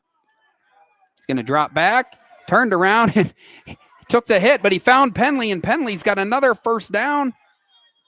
gain of about 11 before he stopped. And that the important part of that play is that he got the first down, and it'll stop the clock momentarily, and Eisenhower should be able to save that one timeout. That's all right. They got time. Yeah, 52 seconds now and counting. Again, 1st and 10 at the 18-yard line. Jacob Zach's going to throw it again to Penley. Penley's got it again. Get out of bounds. And I think he might have reached the ball out of bounds. He had the first down anyway. But that will the fact that he got out of bounds will make sure the clock stays stopped until the next snap. 3rd straight completion for Jacob Zach. Now they're going to run the clock, so maybe he didn't get out of bounds. 30 seconds and counting. Ball's at the 7-yard line. I don't know. Hopefully the Knights realize that the clock is running. Boozer's on the wrong side. He's got to run it, and they will take the timeout here. I don't think Penley wanted to take it there, but it's probably smart that he did because I don't think anything good was coming right there. That's the third and final timeout for the Knights with 19 seconds left on the clock. This is a Ross Becker Insurance timeout. Ross Becker Insurance Group, with locations in Corey, Northeast, and Seneca, strives to deliver a personal and beneficial experience to its customers while providing a great place to work for its valued team members. TeamRossBecker.com. That's Ross Becker. Get to know the formations. Yeah, it's very good. Jacob Zach's three. That'll help. That will help. 3 for 3 on this drive. 3 for 3 for 48 yards to be exact in the last 3 trips. So Jacob Zach's done a lot with his legs in this first half, but his arm has got him down inside the 10, 19 seconds until the break. And can't stop the clock here, so probably got to work toward the end zone. Jacob Zach's got room outside. He's going to have to extend it. Nice play by Jacob Zach. He's in for the touchdown. And that is a huge play in this game. 3rd touchdown run of the first half for Jacob Zach. Comes with 11 seconds left. And Eisenhower now on top 27-13 with the extra point upcoming. So it was Jacob Zach's arm that got him down here, and then it was his legs that finished it. He got the angle on the outside and went in for the score. And here's Wilkins' extra point attempt. And Wilkins has been 4 for 4 now in the first half. It's 28-13. Only 11 seconds left in the Veriskety Holdings second quarter. We'll take a 30-second break and be right back with you here on the YDL Sports Network. We think Ross Becker Insurance is a place for you and for your family, for your individuals, for your businesses, because we want to be your insurance advisor. We're local, we're knowledgeable, we have contracts with all different insurance carriers to customize and fit the right insurance program for your needs. We're here, you can come sit down with us, talk to us one-on-one, sit across from the kitchen table, sit across from our desks, and we can give you good insurance advice, how you can save money, where you don't want to save money and skimp out on coverage. And so we're there to help balance that and give you good insurance advice, good risk management advice. So after you have a claim disaster, you can have confidence that your family, your businesses, your cars, your assets are best protected.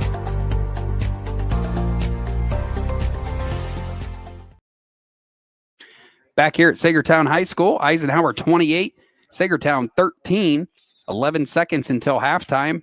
Bryce Wilkins is 4 for 4 with extra points, and he's going to kick off here. Kicks it low and short. It's picked up by Wilkinson.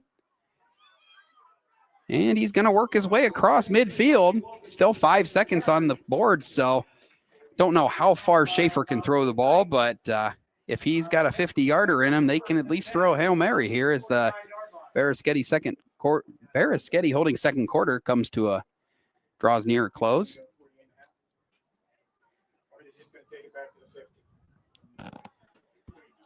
So it's going to be spotted at the Eisenhower 49. And we're going to have time for, I believe, one more play, barring something, some kind of penalty or something unforeseen here. Schaefer in the shotgun. He's going to need some time. Throws it deep, and it's going to be thrown too far. It'll fall incomplete, and the half will come to an end.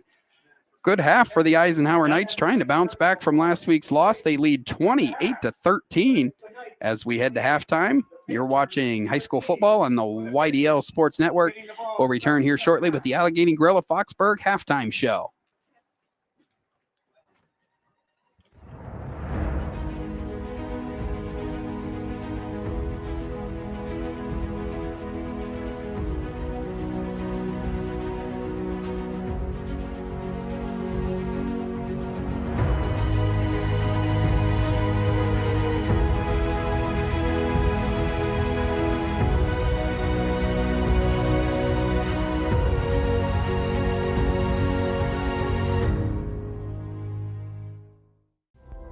Discover radiant beauty with Healing Beauty by KJ.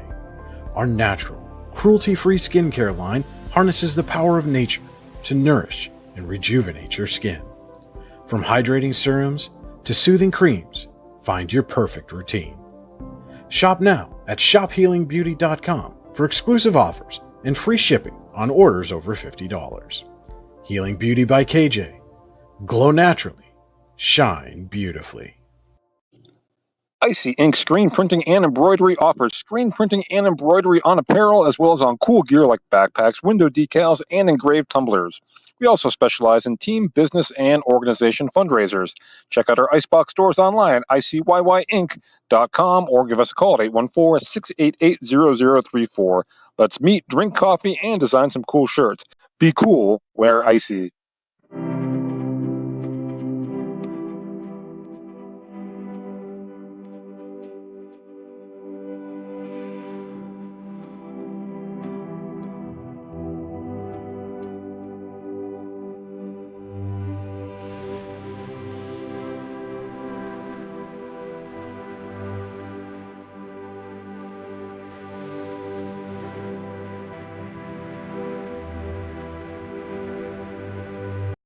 Here in Warren County, Seneca Generation delivers more than electricity.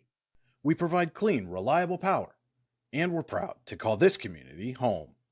Our team is committed to giving back, supporting local programs, and helping create opportunities that make a difference for families, schools, and neighborhoods.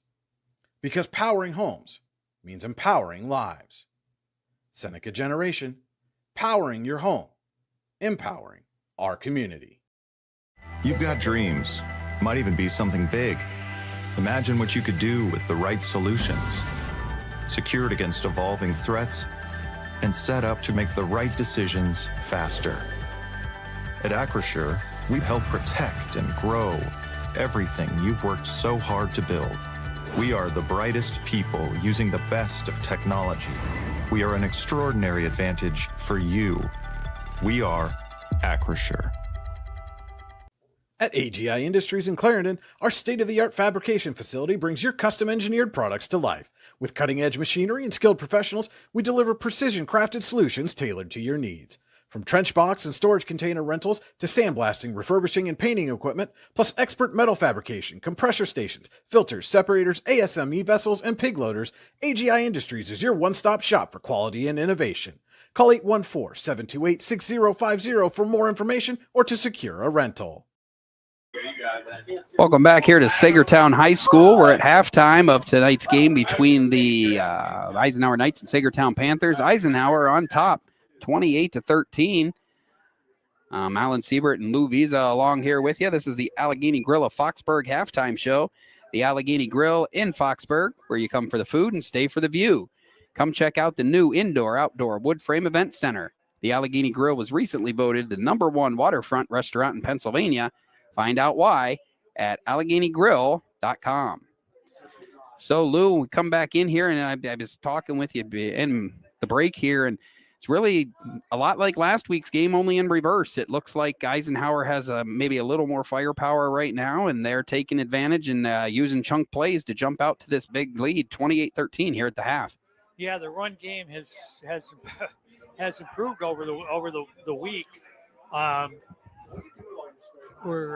They're running the option very well, reading it very well, and throwing in and mixing in an occasional pass, and to put 28 points on the board in the first half, as opposed to 25 for the whole game last week, but they only they just didn't have they kind of ran out of gas a little bit. But tonight they've answered. They, like I say, they threw the first punch, and of course Saegertown answered back, but Eisenhower kept on punching, and they've moved the ball well, and we'll see. They got to play 4 quarters. We'll see what happens. They got to hold Saegertown now because they're going to get the ball because they deferred for the second half, so they'll get the ball to start the second half.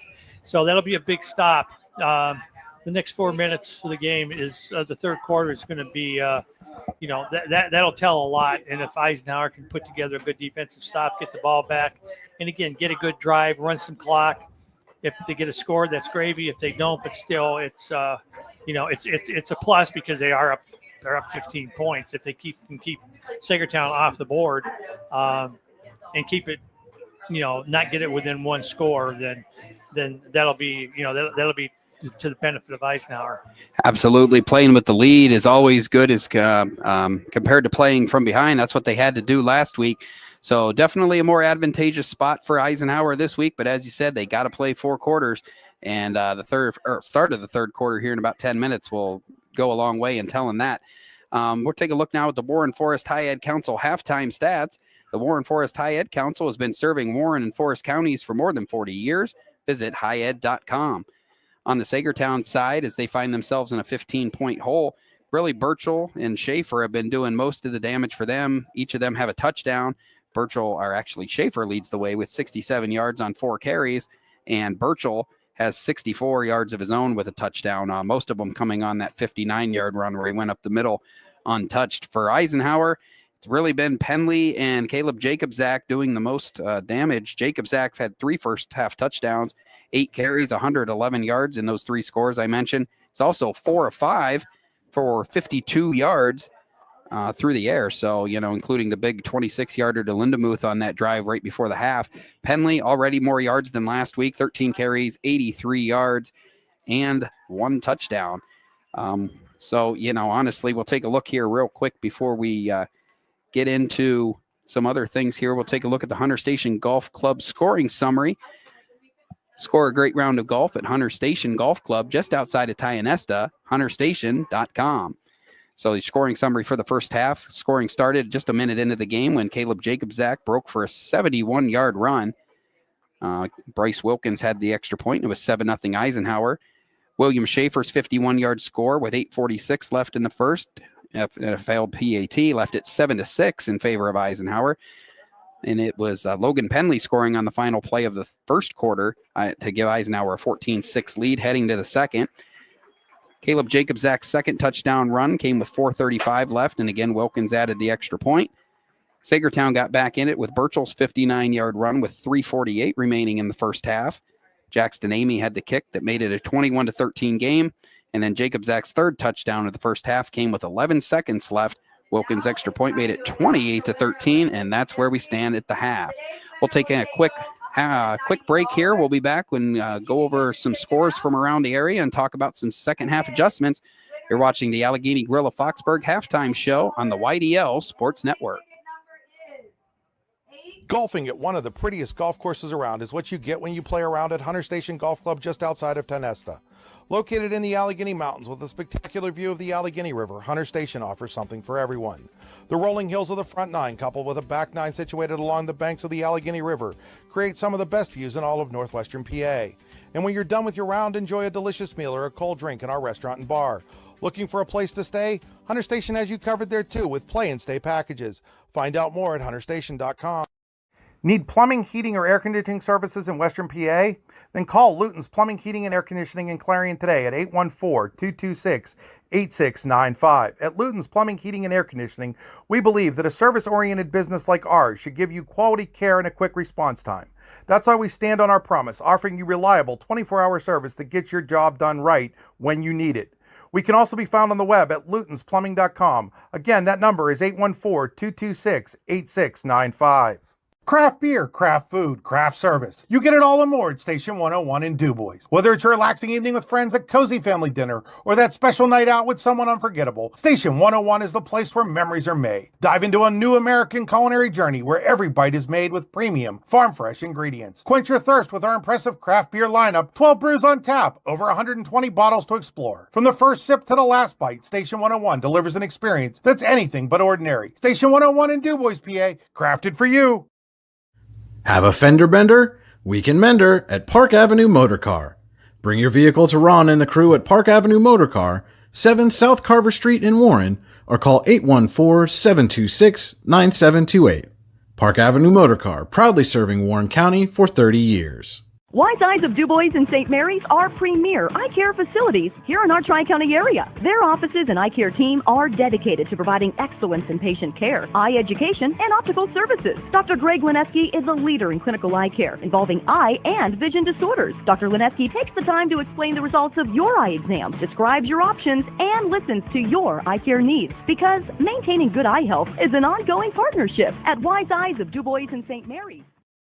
Are you transporting steel or other unique products? Then you need to check out Oil Country Crates. Oil Country Crates supplies certified wood crates or pallets for shipping steel and other products. Oil Country Crates can ship crates throughout the United States and overseas as well, thanks to their ISPM 15 inspection stamp. Oil Country Crates is dedicated to providing prompt and reliable services to all of its customers while abiding to all shipping regulations. Find out more at oilcountrycrates.com.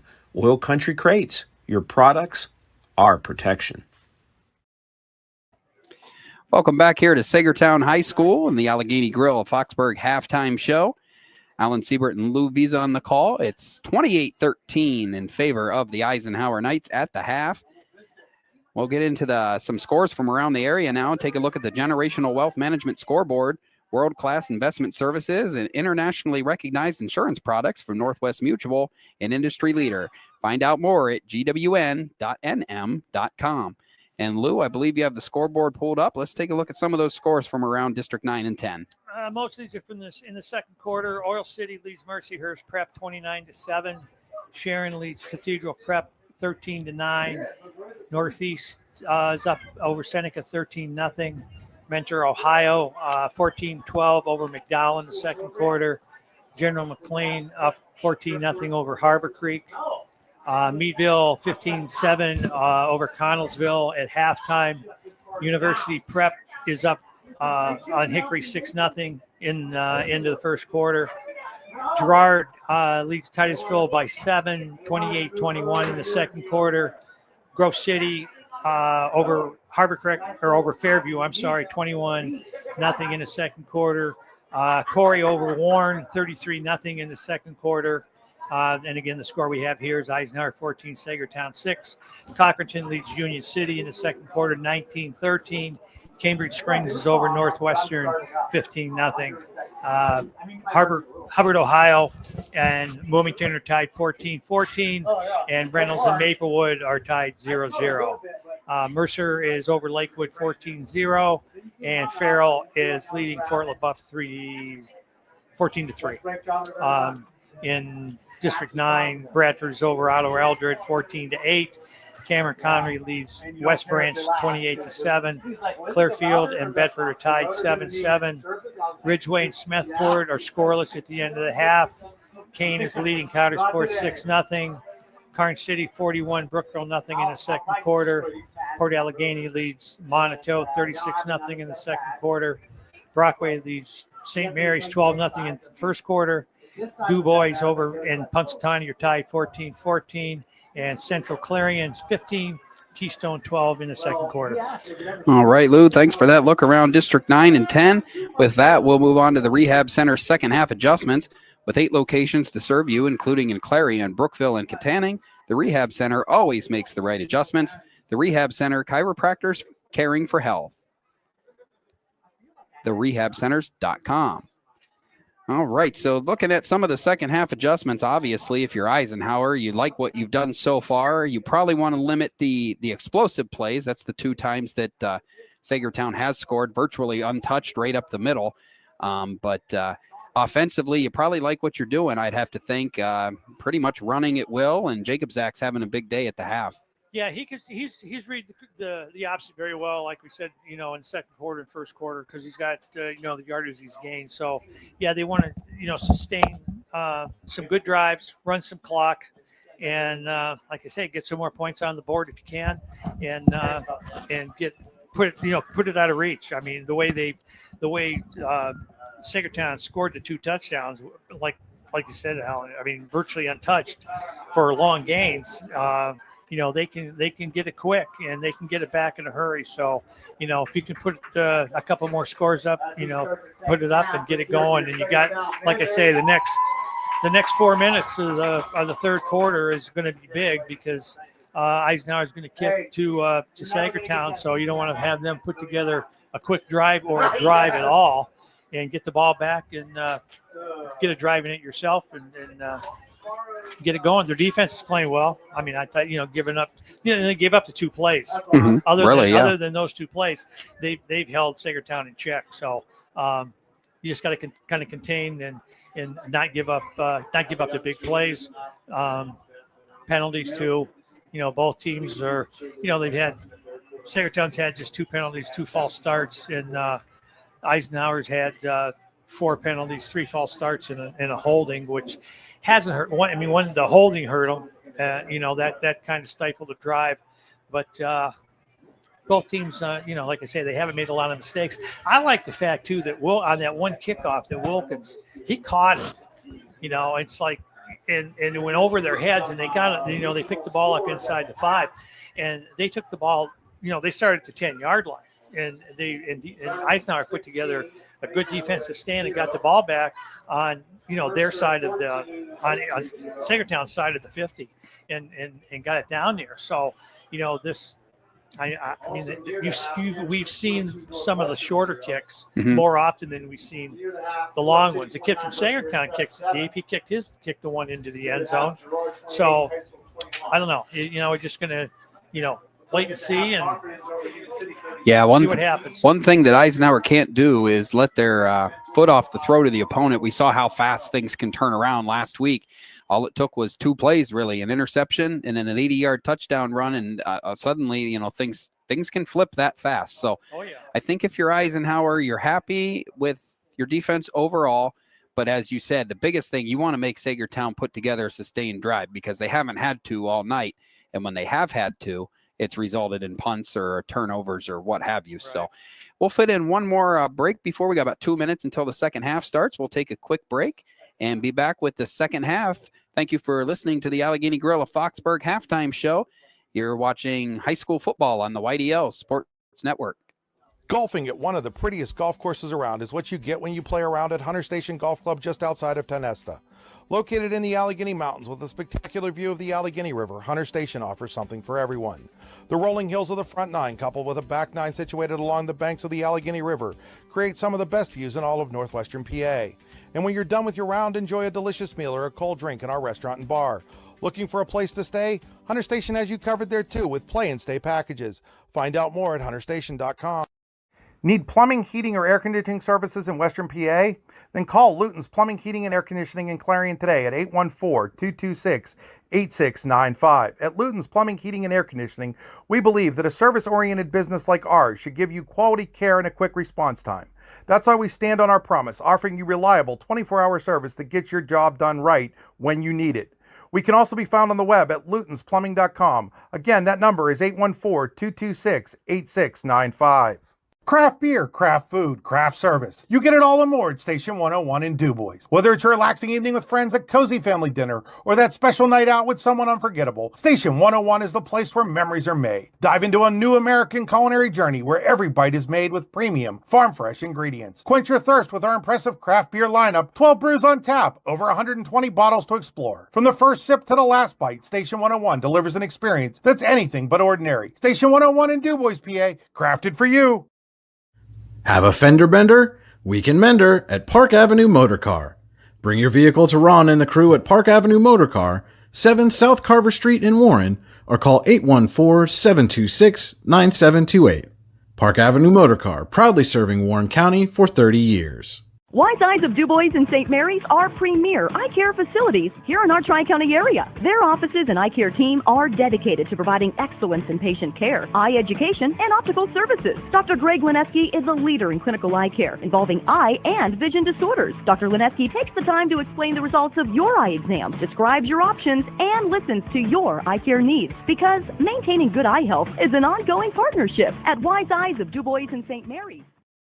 Are you transporting steel or other unique products? Then you need to check out Oil Country Crates. Oil Country Crates supplies certified wood crates or pallets for shipping steel and other products.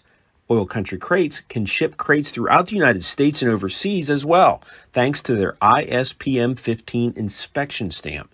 Oil Country Crates is dedicated to providing prompt and reliable services to all of its customers while abiding to all shipping regulations. Find out more at oilcountrycrates.com. Oil Country Crates, your products, our protection. Welcome back to the YDL Sports Network. Got a quick start on the second half, and apologies, but you only missed one play, but unfortunately you missed a lot. Joe Gelati with the interception for Eisenhower. And Eisenhower is going to take over on offense with the ball at the Saegertown 41-yard line as we start the Acrisure third quarter. That's a huge play to start the second half to get the ball back. Now you got offsides against Saegertown, so now they're going to move it up to 1st and 5. And I don't know what Coach Penley would have drew up at halftime, but he couldn't have drawn it up much better. A turnover and a penalty, and already down inside your opponent's 40 in the opening seconds of the second half. That'll make it 1st and 5 from the 36-yard line. So 1st and 5, ball at the 36-yard line after the Gelati interception. And those 5 yards are coming right back. So number 69, Carson Sobkowski with the false start. And we'll go back to 1st and 10, back at the 41. So kind of a disjointed start here to the second half, but still overall a win for Eisenhower. They got the turnover, and now they have the ball in opponent territory.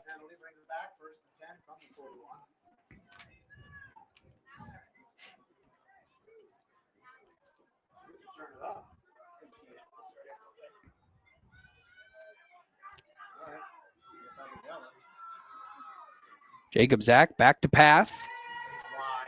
He's got room. He's got a receiver open, and that one's, I think he had the ball and lost it falling to the ground. I believe that was Lindemuth. Had his hands on it, but it fell incomplete, and Jacob Zach put the ball where it needed to be, but unfortunately for the Knights, the grab wasn't made, and it'll be 2nd down and 10.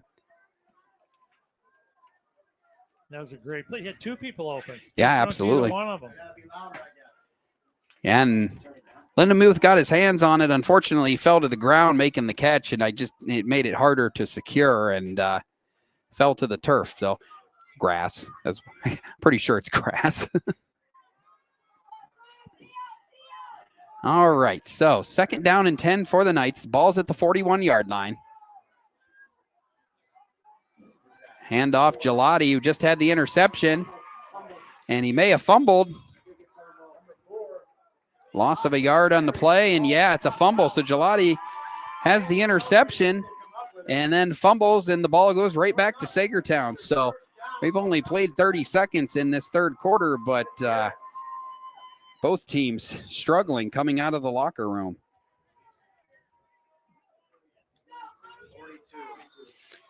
So definitely a missed opportunity for the Knights. Saegertown's on the ball quickly. Both teams trying to work with tempo here.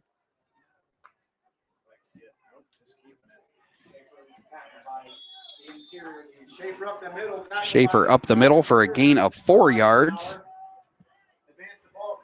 Nothing fancy about that play, just straight up the middle. And after it looked like Eisenhower was maybe ready to put a nail in the coffin of Saegertown here, now Saegertown with new life right back in it. 2nd and 6 at their own 46-yard line. Turnovers are killers. Yeah, they really are. Oh, and man. Here's the snap. Burchell's going to get the ball this time.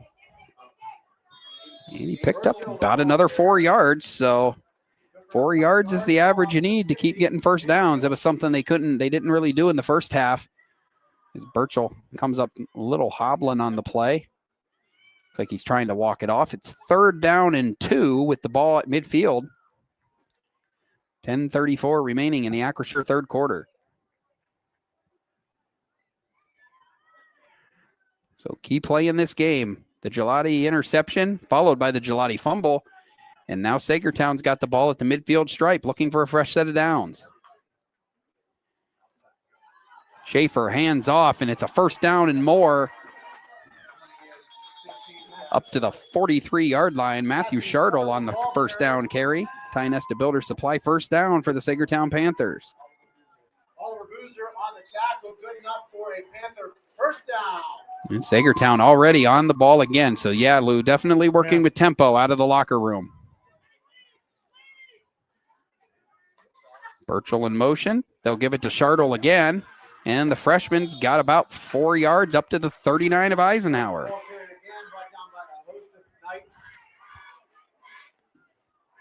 About 4 yards, ball on the 39-yard line. 2nd down and 6 for the Panthers. Quickly to the line. Clock running here in the 3rd quarter. They give it to Harrison on the end around, and that was a nice play by Nolan Giesing. Giesing made the initial stop, and then 69 Carson Sobkowski and 75 Grayson Linkerhoff there to finish him off. No gain on the play. Saegertown's been putting themselves in a good position on their 1st down plays to get it to 2nd manageable. And then on this play, on the 2nd down, they just end up losing a couple yards. So we'll see what Eisenhower can hold on one more play. Get a blitz up the middle. Schaefer going deep. Nope, out of bounds. And, yeah, it looked like he had a step on the receiver, but the ball was thrown out of bounds, and that's going to bring up a 4th down. Number 3, Huck Fedorchuk on the coverage for the Knights. But the ball goes out of bounds, and now a 4th down. And a key play coming up for the Knights defense.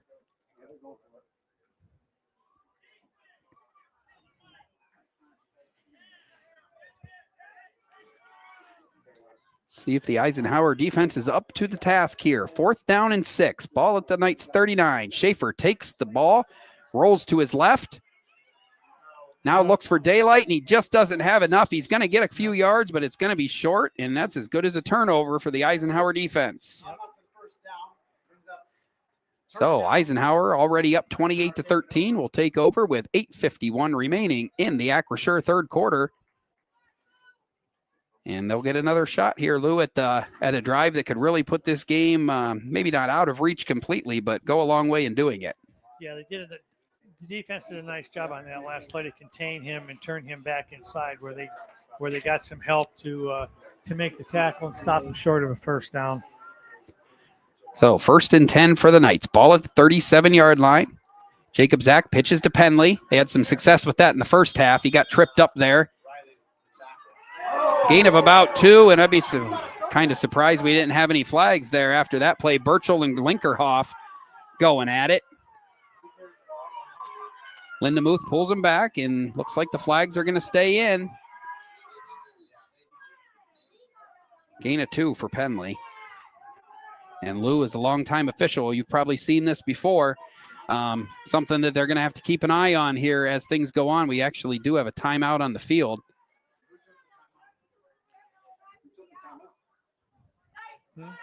Not sure if I guess there was not a timeout. They must have just sent the teams to the sidelines for a second. And yeah, there's a lot of extracurriculars on both sides after that play. And it's been a little chippy at times here. It has. And that's something that the officials are going to have to get under control as the emotions of the game build here. Both teams have to remember it's always the second guy that gets caught. Absolutely. That's straight from the mouth of an official. So it's always the second guy. 2nd and 8. Jacob Zach fakes it, rolls. He's going to have to throw, and that was almost intercepted. Great job there by number 73, Luke McGill, the senior.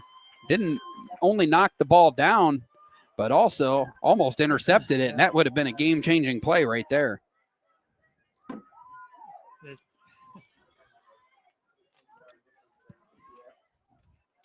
So that's going to set up a 3rd down and long for the Eisenhower Knights.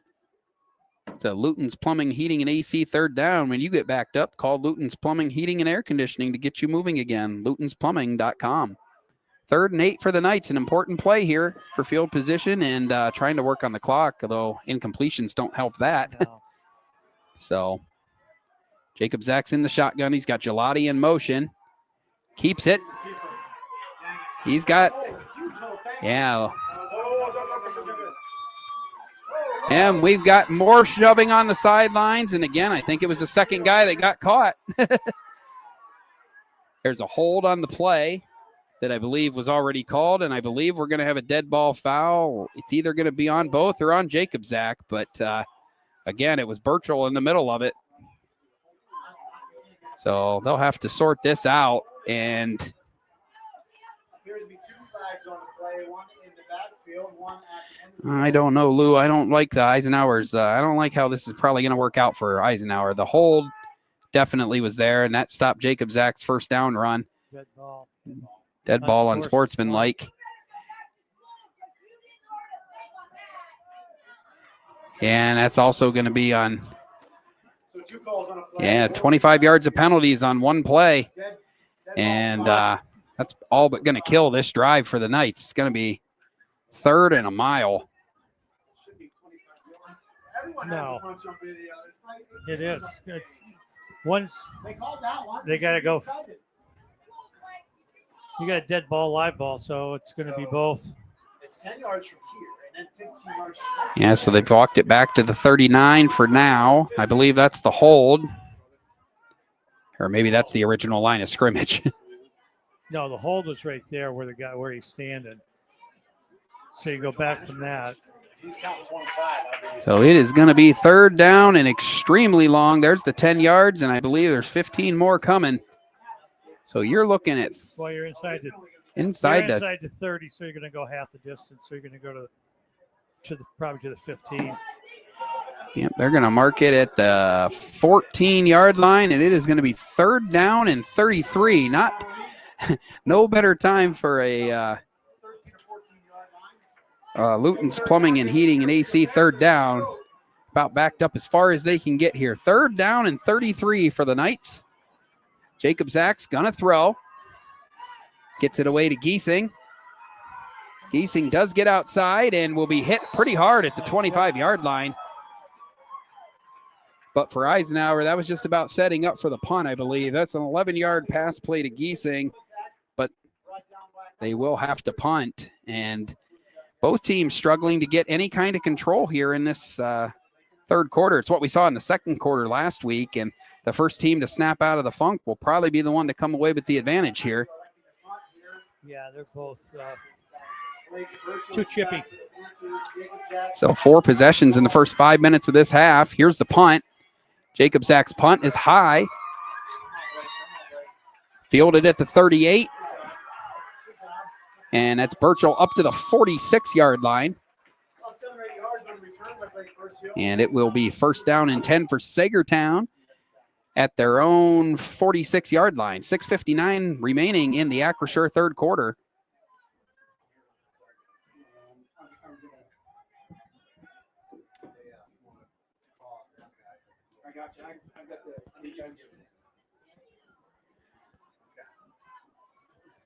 So again, here we go. Teams fighting for control in the 3rd quarter. Ball is at the 47-yard line. Burchell's got the carry, and he's going to pick up 4 yards into Knights territory on the play. Like Linkerhoff and Burchell had some more words after the play there. Maybe a little more cordial than previously. 2nd down and 6 upcoming for the Panthers. And I don't know, Lou, the game just kind of has a weird feel right now. Yeah, it's both teams are just they're playing very out of character. Both teams. Schaefer had some success up the middle on his first touchdown. He picks up 3 yards on the play, and be 3rd down and about 3 coming up. And you got to think, I mean, for some of the players coming over from Youngsville, players like Linkerhoff, Boozer, Hudson Haight, a few others, I mean, these are guys that have played for Warren recently, and it's been a long time since they've won a football game. So, you know, you got to learn how to win these games, and they're trying to learn on the fly here. 3rd and 3 from the 46 that gives to Burchell. He's got the first down and more. A gain of 12, a Ty Nesta Builder Supply first down. Saegertown pushing here, trying to get back into this and make it a 1-score game. On the tackle for the Knights. Catch more. 1st and 10, Saegertown at the 33-yard line. They give it to Harrison. And Harrison did a good job squirting through the middle, picks up 7 yards. Good gain on first down for the Panthers as they move closer to making this a 1-score game. Quickly on the ball, trying to wear down Eisenhower.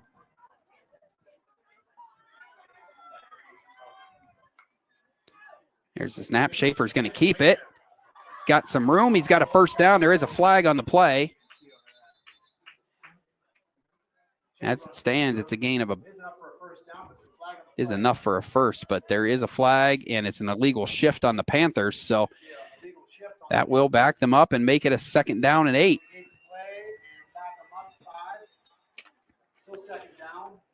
And yeah, Saegertown had started to put together some plays there, and then on that one, they'll shoot themselves in the foot and back up 5 yards and see if that turns out to be an important turning point in this drive.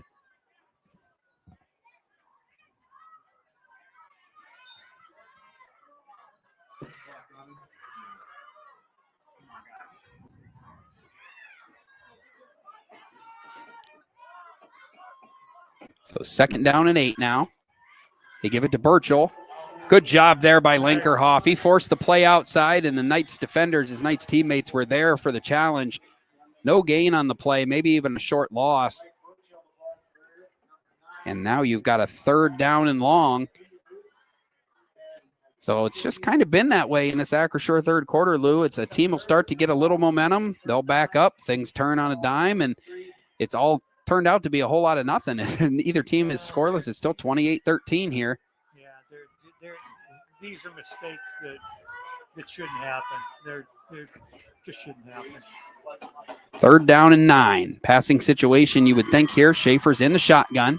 See if Eisenhower can get some pressure, and Schaefer will keep it himself. I believe that's going to be a first down. Gain of 9 and a first down. So Ty Nesta Builder Supply first down at the Knights 22-yard line. Good enough for a Panthers first down. 3 minutes and 54 seconds remaining in the Acrisure 3rd quarter. And see if the Knights defense can come up big here in a tough spot. Schaefer's going to roll to his left. Pass back to Burchell. Burchell's got the catch. Burchell with the catch. That was a nice play. Yeah, just the second completion of the night, but that one looked nice. 7 yards and on first down. Reception good for 7 yards. Taken down by. Yeah, Schaefer's just 2 of 8 for 12 yards tonight, but that one looked like they had done it before. And 15, 2nd and 2. that's something Saegertown's done on this drive. They've continued to have success on first down. Schaefer's going to cut back, and he's going to race toward the end zone, and Schaefer's in for the Saegertown touchdown. 15 yards, Schaefer's second touchdown of the night. And just like that, they're an extra point away from making it a 1-score game. Kicker number 17, Jackson Amy heading out. So it'll be Jackson Amy in to attempt the extra point after Schaefer scores on the 15-yard touchdown run with 3:01 left in the 3rd quarter. An important extra point here. This would make it a 1-score game. High snap, but Amy got the kick through, and that is good. It is 28-20 with 3:01 remaining in the 3rd quarter. We'll take a 30-second break and be right back with you. You're watching high school football on the YDL Sports Network. Wise Eyes of DuBois and St. Mary's are premier eye care facilities here in our Tri-County area. Their offices and eye care team are dedicated to providing excellence in patient care, eye education, and optical services. Dr. Greg Lineski is a leader in clinical eye care involving eye and vision disorders. Dr. Lineski takes the time to explain the results of your eye exam, describes your options, and listens to your eye care needs. Because maintaining good eye health is an ongoing partnership at Wise Eyes of DuBois and St. Mary's. Welcome back here to Saegertown High School, where the Eisenhower Knights have just watched a 2-score lead shrink to a 1-score game, 28-20 in favor of the Knights, 3:01 remaining in the Acrisure third quarter. And this is going to be a big possession here. The offense has had a couple drives in a row where things haven't really worked out, and they're going to have to respond here, Lou, if they want to keep control of this game. It's they still are where they want to be, but it's starting to slip a little bit as the third quarter wears on. Yeah, that was a nice drive by Saegertown to get down. They made some mistakes. Penalties hurt them. They came back. So it's go time now. I said it was the first 3 minutes of the third quarter that was important. It could be the last 3 minutes of the third quarter. Absolutely. Or maybe all 12 minutes. Amy to kick here. Let's see where it's going to go. He kicks it deep again. And it'll be taken by Gelati at the 15. Yeah. Gelati works his way up near the 30 where he's brought down and thus starts to date the most important drive of the night for the Eisenhower Knights. They'll start it at their own 30. Let's hear it for those Saegertown cheerleaders. Doing a great job this evening. In 10th grade, we have Jenna Ferguson, Skylar Shields. In 9th grade, Clara Hollabaugh. To be continued.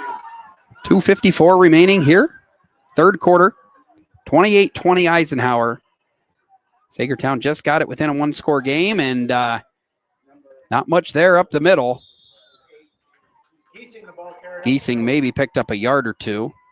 Tackle initiated. And it looked like the push that they were getting earlier in this game hasn't been coming as easy here in the second half. Well, that may have been an option. I mean, that shouldn't have.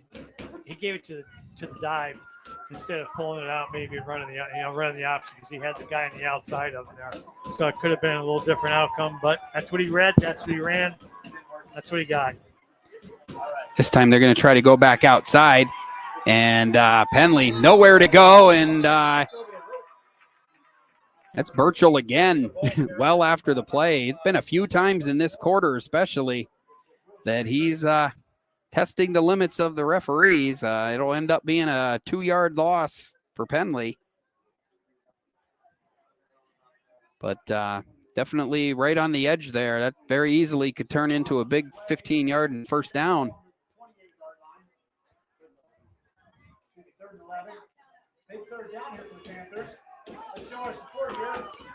Third down and 11. Ball at their own 29. They need a big play here. Jacob Zach rolls out to the right.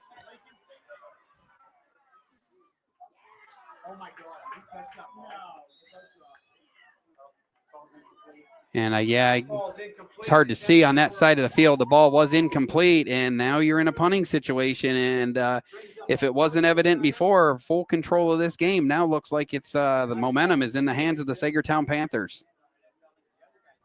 I think it went through the one set of hands. I think he did catch it. I think Lindbergh did make the catch on the sideline there. Yeah, but he was out of bounds. So Jacob Zach will have to punt, and momentum has definitely changed addresses here in this third quarter. Excuse me. Jacob Zach will take a Eisenhower roll and end up rolling dead down around the 37-yard line. Got a good bounce. Nice job by Jacob Zach, too, to haul in that snap. It was a little high, but he got it down, and it's going to be up to the Eisenhower defense now to get momentum back. They really look like they were ready to put the game, well in hand after the Gelati interception on the first play of the second half. But since then, Saegertown's done a good job crawling back into it. It's 28-20.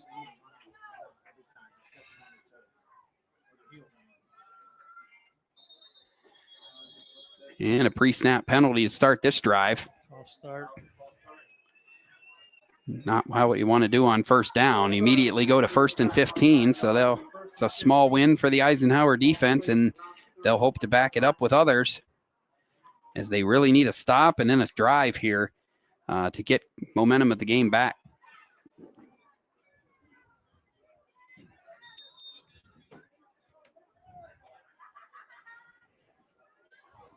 These false starts should be happening. Yeah, very. This is the third quarter of the second game.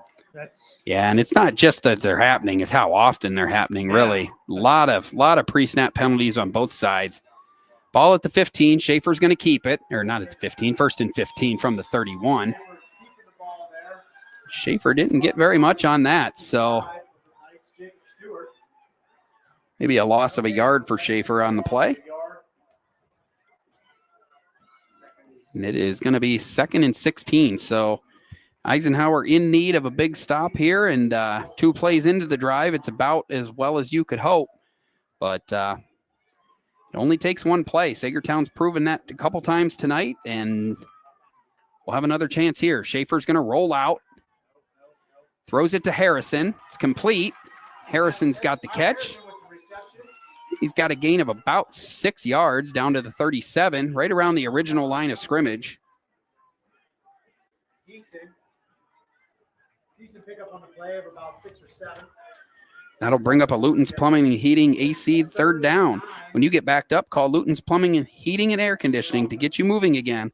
LutonsPlumbing.com. So as games go, the plays tend to get more important. And Lou, this is no different. 3rd down and long here. This big play. Big play. Schaefer's in the shotgun with Shardle to his right. Burchell in motion. Schaefer's going to keep it. And he's only going to pick up about 4. And that play call there, I would have to think that you're planning on going for it on 4th down. It is kind of backed up, but it just not a very high percentage play there. When you need 9 yards, run the quarterback dive right up the middle. No, you're not going to. I'm not going for it in my own territory. No. I'm punting. We did have a flag. Didn't see it. It must have come in pretty late. Dead ball.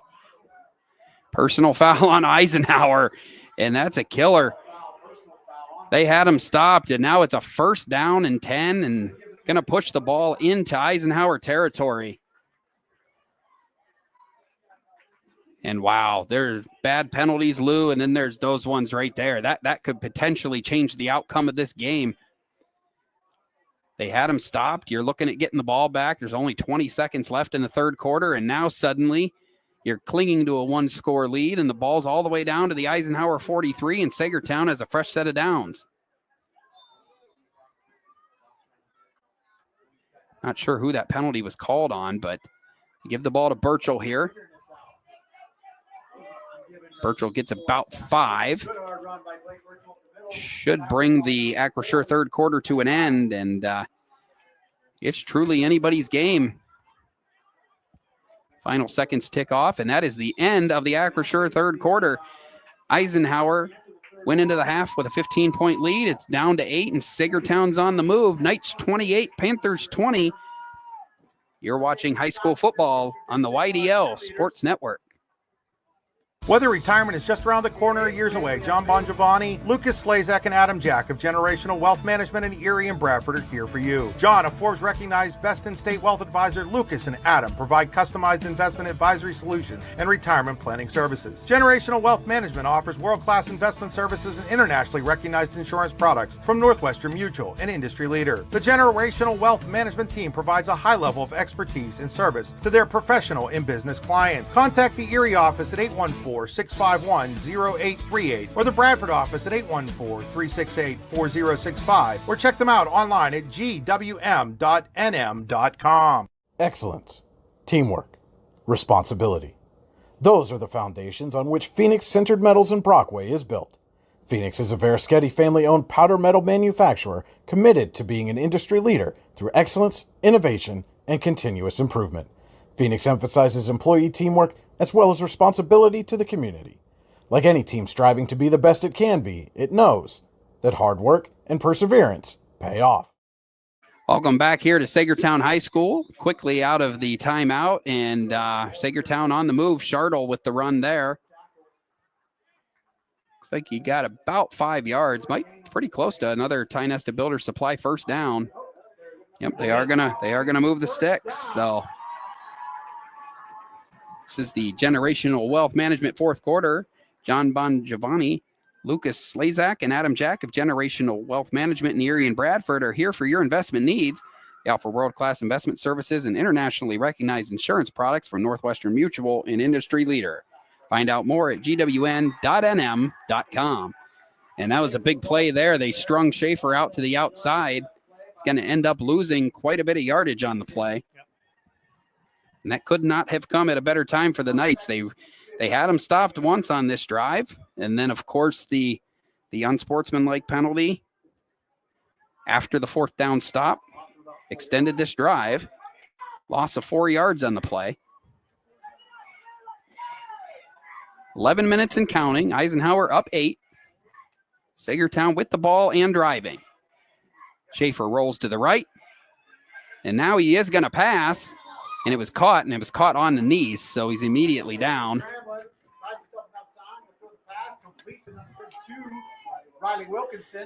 Number 32, Riley Wilkinson made the catch.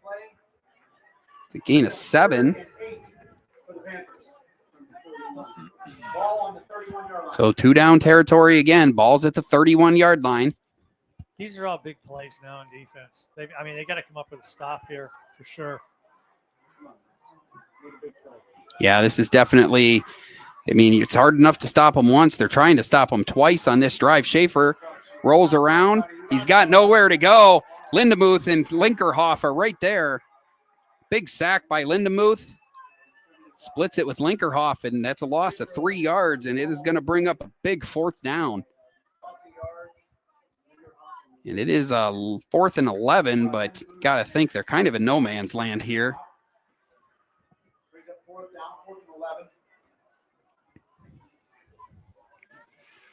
Well, last year, this game came down to the final seconds as well. 1 point Eisenhower win, and we got another close one here, but this is a big fourth down. Ball at the Eisenhower 34. Schaefer in the shotgun. Drops back.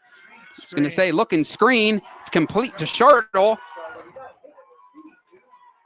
And I don't know that he got there. It's going to be close. They're going to mark it just across the 25, but I do believe he's going to be short.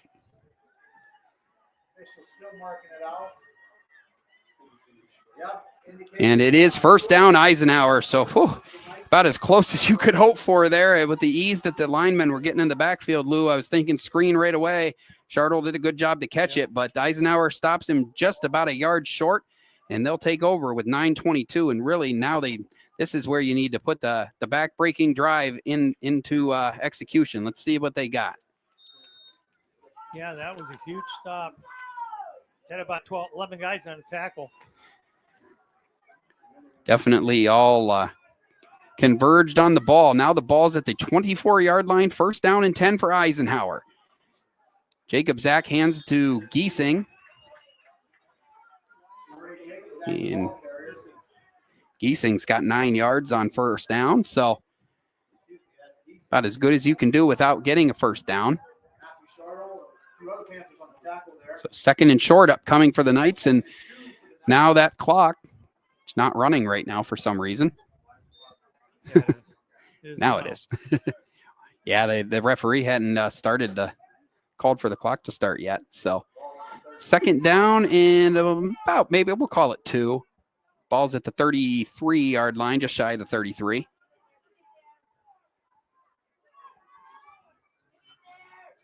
Jacob Zach keeps it. And he gets a first down and more.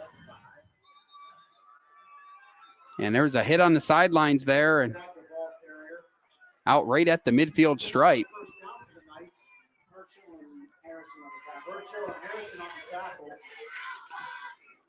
That was a gain of about 17 for Jacob Zach and a big Tie Nesta Builder Supply first down. He read that option a little better this time. Yes, he absolutely did. One thing I do notice about Jacob Zach makes you nervous as an Eisenhower fan. When he does the option, he keeps the ball out there kind of hanging in no man's land a little much, but he obviously is confident with that and did it effectively there. So it's a first down and 10. Ball's right at midfield. 8:44 remaining in this game.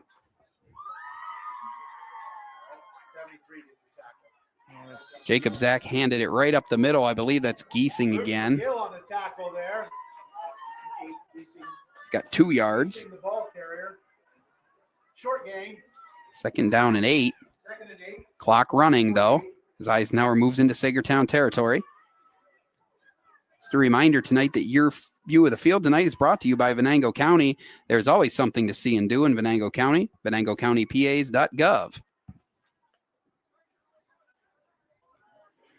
Oh, second down and 8 for the Knights. Ball's at the Saegertown 48. Clock ticking, fourth quarter here.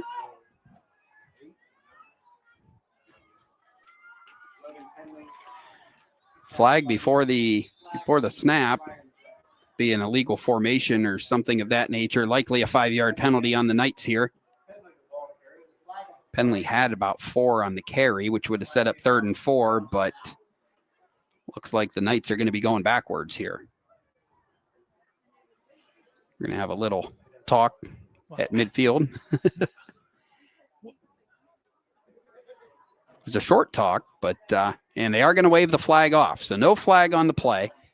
Penley gets, we'll call it 5. And they'll get the yardage, but lose the down. So now 3rd down and about 3 for the Knights. Well, the ball's way up here. It's 3rd down. Yeah, just move the down sticks. No, not that one. Not that one. He's going back. We got it figured out, I think. Took a minute, but Jacob Zach, nice job. Find some room outside. We do have a flag on the play, and it's coming back. So, as has been the case much in this second half, Eisenhower, every time they get something going that could put this game out of reach, they take a step backwards, and this is going to make they're going to have to convert again on 3rd down. And it's going to be a little longer than 3 yards now. Looks like the spot of the foul is about the 39, so likely coming back around the 49, which would make it a 3rd and almost 10.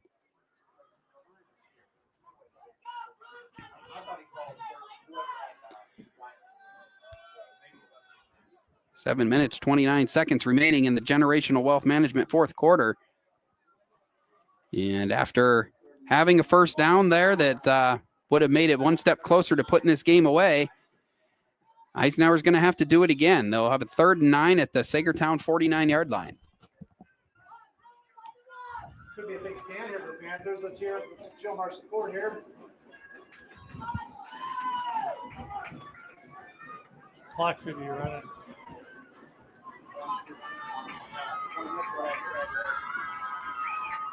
Jacob Zach, low snap. Could have handed it to Gelati.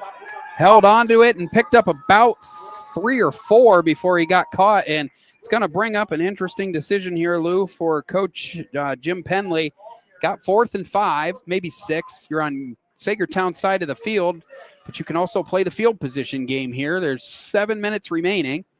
And keep in mind that if Saegertown does score, they are going to need a 2-point conversion to tie, as they are down 8.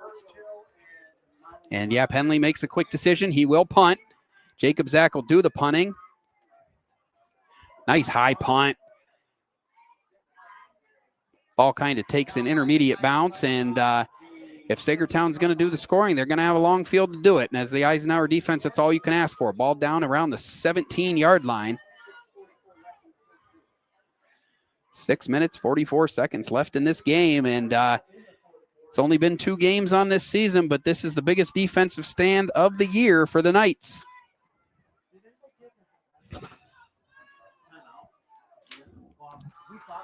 Every down's got to be a stop.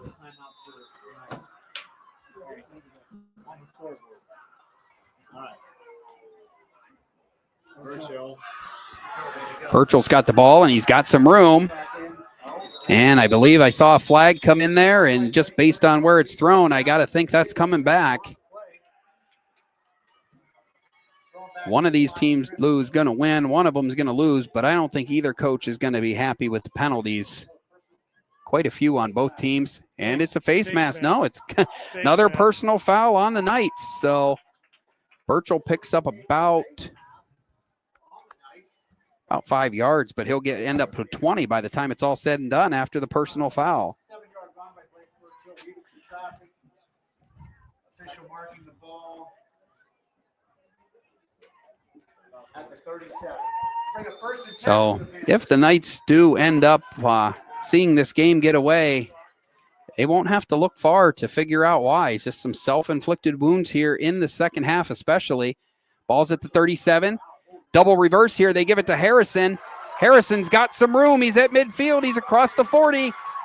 And he's finally ripped down around the Eisenhower 30-yard line. Double reverse there. Nice play.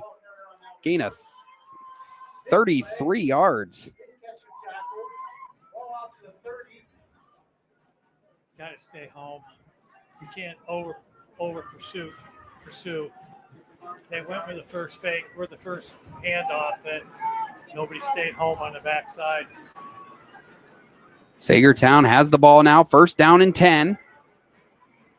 Burchell, they thought they had him. He got outside, and he's still going. He's going to score. Blake Burchell, 30 yards for the touchdown. And it's a 2-point game, and you got to figure the 2-point conversion is coming here in an attempt to tie the game. Brings the score to 26. Panthers 28. Nice.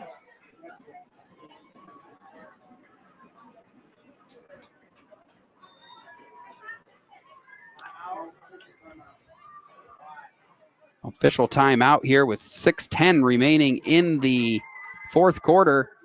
They got a kid hurt. Yeah, it looks like we do have a player down. So after scoring 28 points in the opening half, Lou, nothing on the offensive end and 2 quick touchdowns for Saegertown here. Has them a 2 conversion away from tying this game up.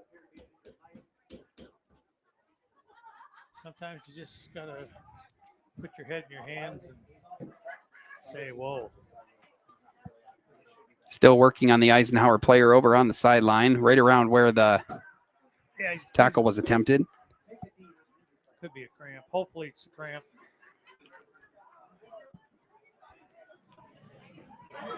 All the little kids take it easy. It looks like they're still working on him. We'll take a quick break, and we'll be back in 30 seconds with the very important 2-point conversion. You're watching high school football on the YDL Sports Network. At AGI Industries in Clarendon, our state-of-the-art fabrication facility brings your custom-engineered products to life. With cutting-edge machinery and skilled professionals, we deliver precision-crafted solutions tailored to your needs. From trench box and storage container rentals to sandblasting, refurbishing, and painting equipment, plus expert metal fabrication, compressor stations, filters, separators, ASME vessels, and pig loaders, AGI Industries is your one-stop shop for quality and innovation.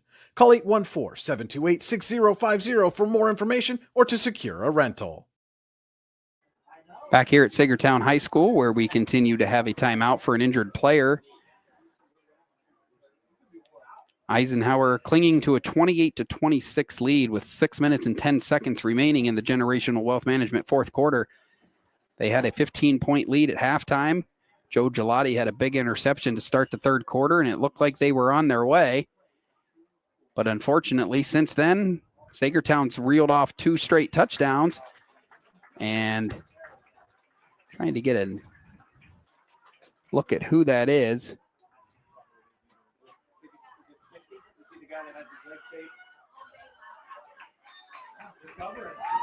I'm not sure who the injured player is. We'll get an update on that. But here we go with the all-important 2-point conversion. Gotta watch this quick dive up the middle. Exactly as you said, Lou. Schaefer's got it. And he got it. It's a 2-point conversion, and it's a brand new ball game. We are tied at 28.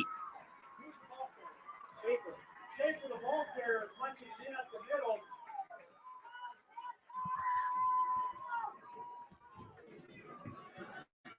So if there was any question before about where momentum lives right now, it's with Saegertown. But Eisenhower here, new game, 6 minutes remaining, just over 6 minutes, and going to have to put together a drive and somehow find a way to get control of this game back. They had it until early in the third quarter.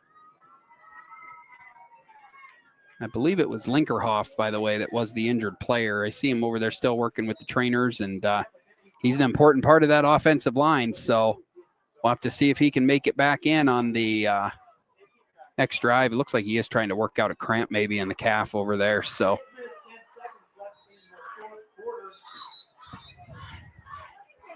Panthers to kick off. Jackson aiming your kicker. Deep to receive for the Knights. 15, Logan Penley. 12, Hudson Haight. Number 12, Hudson Haight. They got to play here within themselves. Go back to the basics. Yeah, trust your buddies. I was going to say, things were working. You got 11 people out there. Trust your buddies. They all going to do their own jobs and get right down the field, run some clock, 6 minutes, put a nice drive together. Yeah, it's really everything that was working offensively in the first half has not been working so far in the second half. But well, they had a couple penalties. The penalties too have really hurt, especially on defense. Even that last touchdown drive was extended by penalty or included a penalty. Penley's going to let the ball go by. He picks it up at the 6, and he'll get to work on trying to get some field position back, but he'll be stopped around the 25-yard line, and that's where the Knights' drive will start with 5:58 left in this game. So only 2 weeks into the season, but this is the most important drive for the Knights, and it's going to start at their own 25. As likely, I mean, in all likelihood, if the game ends in regulation, the next team to score probably going to end up being victorious in this game. So Eisenhower wants to get to work on being that team right now. And we're going to have a timeout out of the kickoff by Coach Penley, his first of the second half.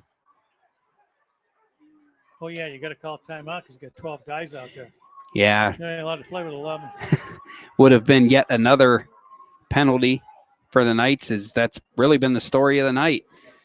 A lot of penalties across the board, but especially at the time that they've come, just backbreakers for the Knights. And that's why I said earlier, Lou, it's one of those things where if they end up not winning this game, they're going to look back and really have no one to blame but themselves. They've had a couple times they've had the chance to basically put the stamp on the game, and they just haven't done it. And few penalties along the way, let Saegertown get back in it, and now we got a brand new game with 5:58 to play.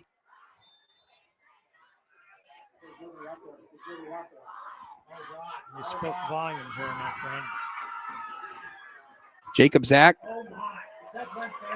And there was absolutely nowhere to go there. He handed the ball off to Giesing,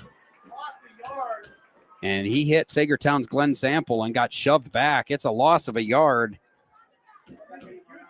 2nd down and 11.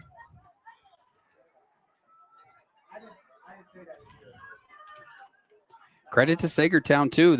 After that Gelati interception, they could have let the game get away from them, and they've done a good job getting back in here and staying within themselves and are working toward giving themselves a chance to steal one here at home. 2nd down and 11. Ball at the 24-yard line. Jacob Zach's in the shotgun this time. He's going to keep it, and he's not going to get far, maybe a yard. And just all the plays right now going the way of Saegertown.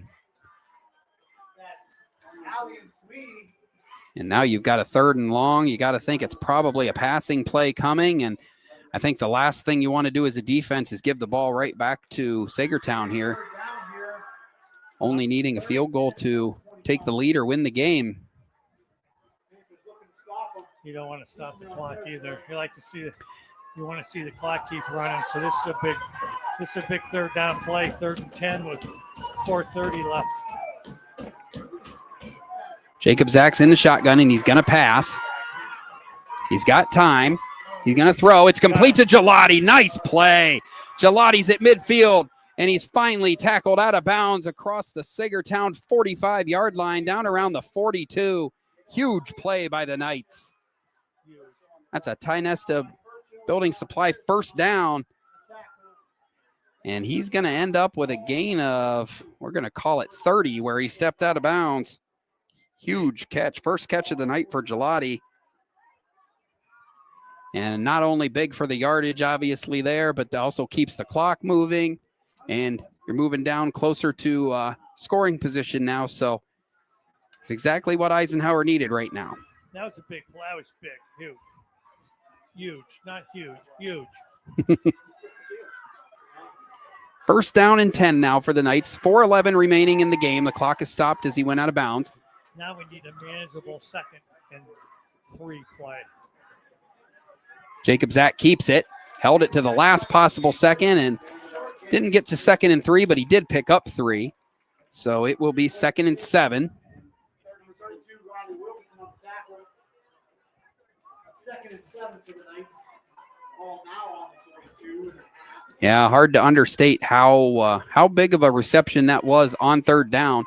Keeps this drive going, flips the field. I see Bryce Wilkins over there warming up the leg just in case. Not many of these games come down to a kicker, but That's good. This very well could. 28-28, 3:34 remaining in the Generational Wealth Management 4th quarter. And if nothing else on this play, you want to set yourself up with a manageable 1st or 3rd down. They pitch it. Gelati's got it. Another flag.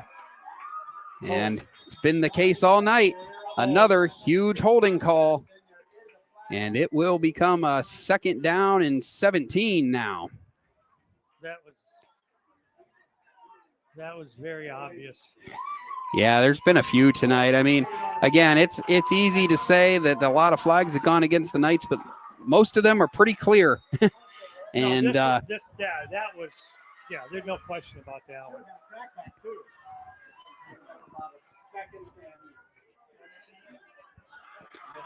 It's kind of been 1 step forward, 2 steps back for the Knights in this 2nd half, especially. And now you're probably looking at needing another big pass play if you want to have the chance to extend this drive. It is only 2nd down, but it is 17 yards, 3 minutes now and counting in the 4th quarter.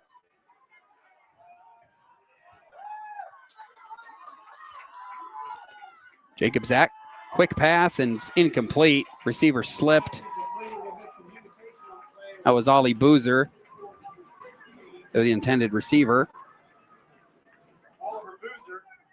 And it will be 3rd down and 17, and now you need another play. They converted on 3rd and 10, picked up 30. But they're going to need it again. Ball's at the Eisenhower 48.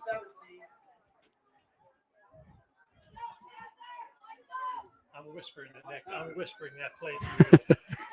So if it happens, I'll back you up. You're my witness. I'm your witness. You're my witness. My God, what he said. You've seen a game or two in your day.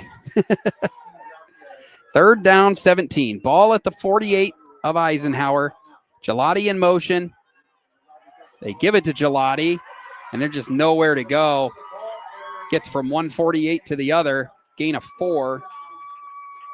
But that's the stop Saegertown needed. And now if you're Eisenhower, you're likely punting here and trying to play the field position game.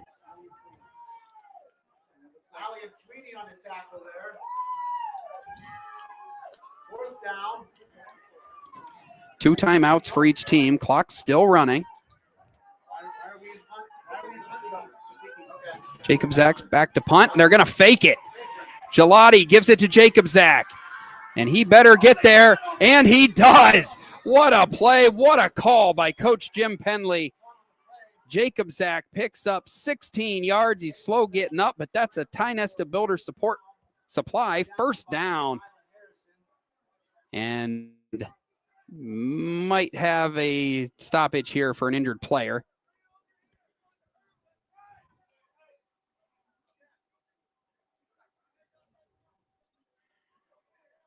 I think maybe they're stretching him out there, Lou.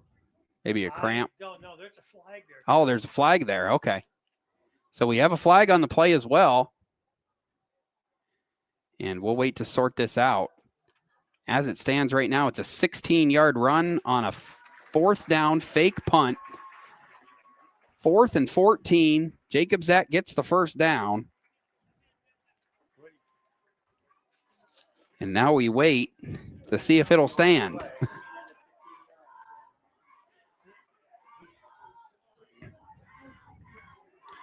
What a gutsy call there, Lou. Oh, my God, yes. Yeah. That's a great play. Saegertown's guy, I mean, and if you don't get it there, I mean, yeah, you're not giving them a super short field, but with all the momentum they had, 2 minutes and 2 timeouts, and that's a 15-yard penalty on Saegertown on top of it. That ball down to the 17-yard line now. So to reset here, the clock's running. 2 minutes and 7 seconds in counting. Not sure what the call was there. It looked like some kind of personal foul, maybe on the hit, maybe around the head and neck, something like that. Ball at 17. Gelati's under center as Jacob Zach had to leave. Gives it to Penley. Penley gets about a yard.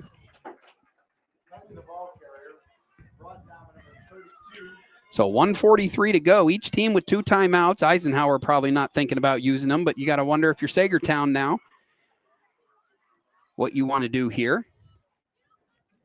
Jacob Zach is back in for the Knights.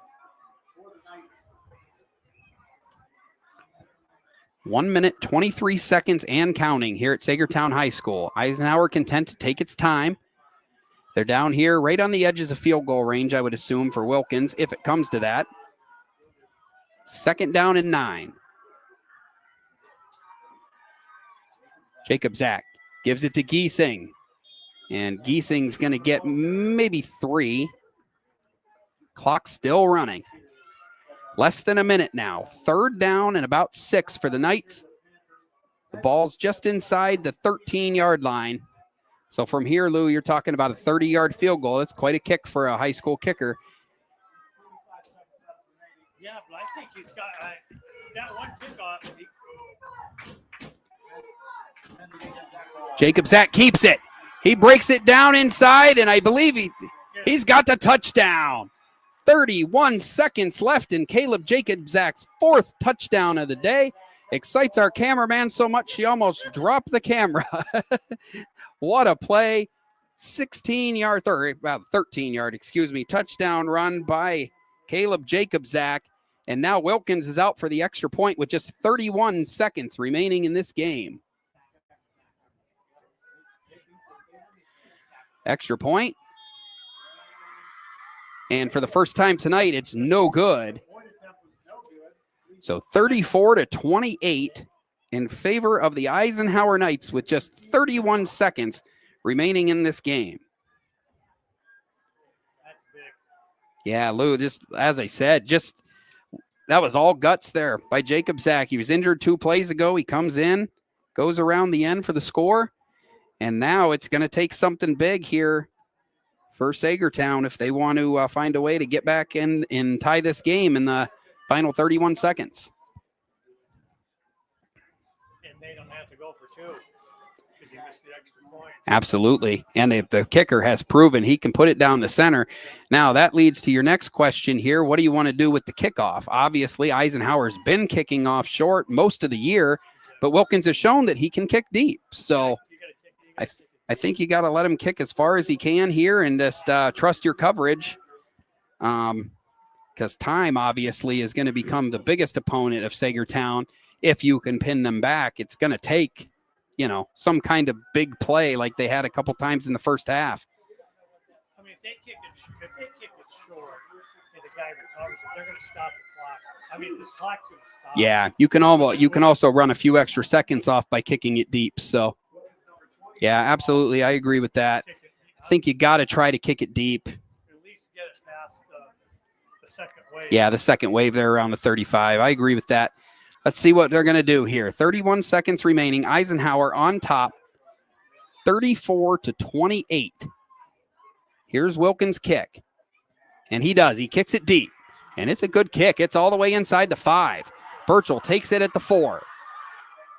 Goes and he gets out of bounds right away. Didn't waste a lot of time, but it also isn't going to give them very good field position.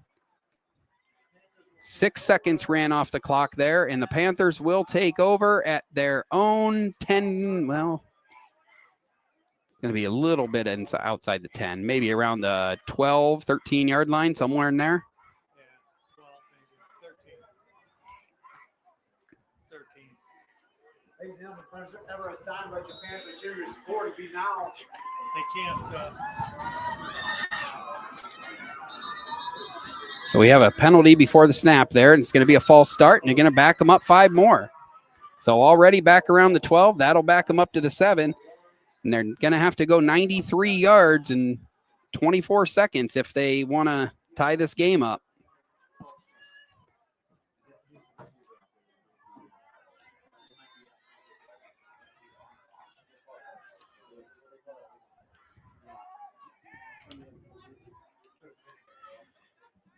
So been quite the exciting game. Eisenhower got the 2-touchdown lead at the half. Saegertown rallies back to tie it.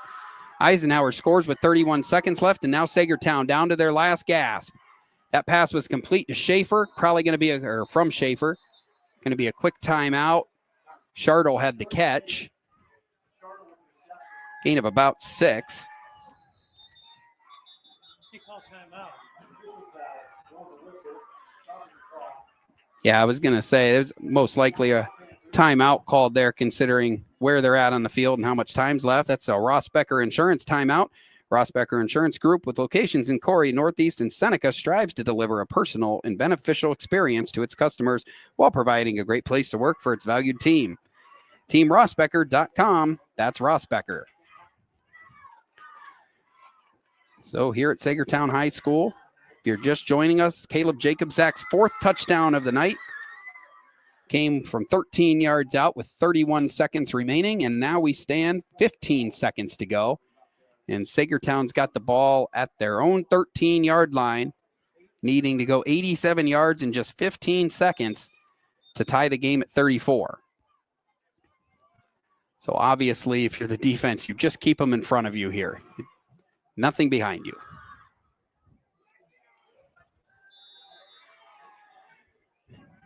Second down snap. Schaefer's in the shotgun.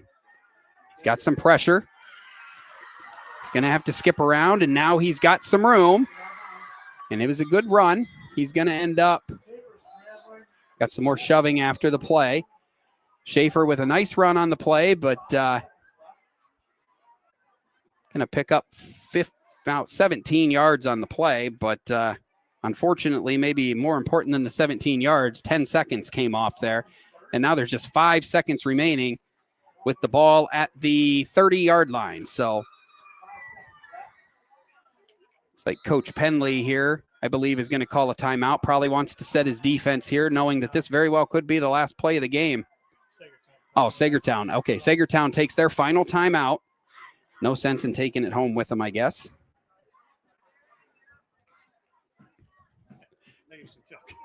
I used to tell coaches, I'll write you a voucher for the timeouts you've got left on the clock for next week if you don't take any more time. I'm sure you said that much more in blowouts, maybe not close games. Blowouts, rain, snow. Yeah. The later in the season it gets, the more you're happy they keep their timeouts. So 5 seconds remaining here at Saegertown High School. And Saegertown probably down to one play here. The ball at their own 30. Eisenhower 34, Saegertown 28. I don't know how they ran those 2 plays up the middle untouched, but they're going to need it here. I hate to go to the well again, but that's the only play I can think of that's going to. So here we go. 5 seconds left. Here's the snap. Schaefer's in the backfield. Everybody's after him. Baker right there. The ball's thrown, and it's incomplete, and the Eisenhower Knights. Oh, never mind. We have a flag on the play. And just judging by Saegertown's reaction, I believe it's going to be on Saegertown. It's a hold, and that's going to end the game. So Eisenhower's got its first victory of the season.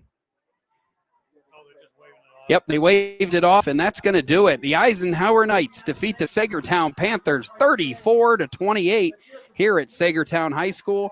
In a back-and-forth game, Caleb Jacobzak's 4th touchdown of the night seals it for Eisenhower. We will take a quick break, and we'll be back with in about 4 minutes, but the Icy Inc. post-game show. Again, Eisenhower 34, Saegertown 28. You're watching high school football on the YDL Sports Network. For all your automotive needs, look no further than the Warren Tire Center. From new tires to tire repairs, PA state inspections, wheel alignments, and auto detailing, there's so much more that we can do for you, and there's no reason to go anywhere but the Warren Tire Center in Warren, Pennsylvania. With over 40 years of serving the Warren and surrounding communities, it's always been a great day at the Warren Tire Center. We offer same-day service and walk-ins are welcome.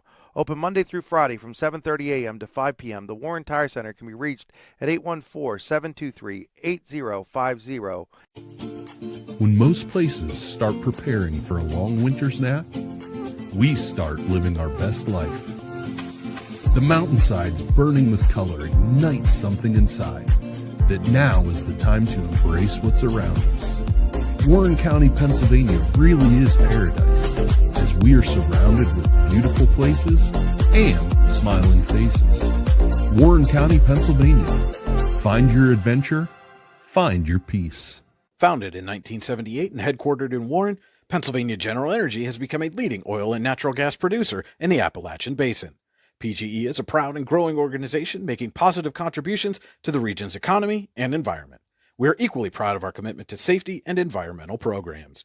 PGE is a strong, family-oriented company that believes in giving back to the communities in which we live, work, and play. PGE, producing the energy we need, protecting the environment we treasure. Looking for affordable auto, home, and life insurance? Look no further than Allstate Insurance, the David Jones Agency in Clarion and Meadville. At the David Jones Agency, you get personalized attention from someone who lives where you do. The David Jones Agency meets you where you are. They are available during regular business hours Monday through Friday at their office, via appointment at the office after hours, or remotely. The David Jones Agency also offers investment opportunities, including annuities and IRAs. The David Jones Agency can be reached in Clarion at 814-223-4000 and in Meadville at 814-337-5107. Excellence, teamwork, responsibility. Those are the foundations on which Phoenix Sintered Metals in Brockway is built. Phoenix is a Verischetti family-owned powder metal manufacturer committed to being an industry leader through excellence, innovation, and continuous improvement. Phoenix emphasizes employee teamwork as well as responsibility to the community. Like any team striving to be the best it can be, it knows that hard work and perseverance pay off. Whether retirement is just around the corner or years away, John Bongiovanni, Lucas Slazak, and Adam Jack of Generational Wealth Management in Erie and Bradford are here for you. John, a Forbes-recognized best-in-state wealth advisor, Lucas and Adam provide customized investment advisory solutions and retirement planning services. Generational Wealth Management offers world-class investment services and internationally recognized insurance products from Northwestern Mutual, an industry leader. The Generational Wealth Management team provides a high level of expertise and service to their professional and business clients. Contact the Erie office at 814-651-0838 or the Bradford office at 814-368-4065 or check them out online at gwm.nm.com. If you're ready to buy or sell your home, then stop in at 4234 Market Street to let one of the agents at Howard Hanna Professionals help. Our friendly and knowledgeable agents can help you find the key to your dream home. Looking for a new career? Howard Hanna Professionals can help there too. Howard Hanna Professionals will assist new and experienced agents with the startup fees for an exciting career in real estate. Call Katrina Laurie at 814-726-2000 for more information. If you want to enhance your skills or gain an entirely new skill set, now's the time to register for classes at the Warren Forest High Ed Council. Registration for the 2025-26 Youth Leadership Program for students in grades 6 through 8 is now open. Secure your student spot today. Make 2025 the year you take the next step with a phlebotomy course, professional development seminars, a welding course, and a scam prevention seminar. Go to high-ed.org or call 814-723-3222 to register now. The Warren Forest High Ed Council, your access to lifelong learning. Back here at Eisenhower High School, where the Eisenhower Knights just finished off their first win of the season, a 34-28 win over the Saegertown Panthers. Exciting game, 4 touchdowns for Caleb Jacobzak. The last one coming from 13 yards out with 31 seconds remaining. That was the difference in the game. This is the Icy Inc. postgame show for all your screen printing and embroidery needs.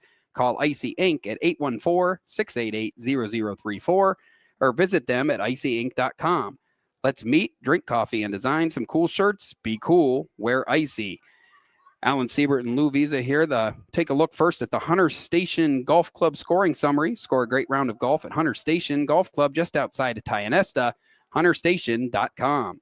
Scoring started in the opening quarter with Ike's Jacob Zach scoring on a 71-yard run with 10:49 remaining. Bryce Wilkins had the extra point.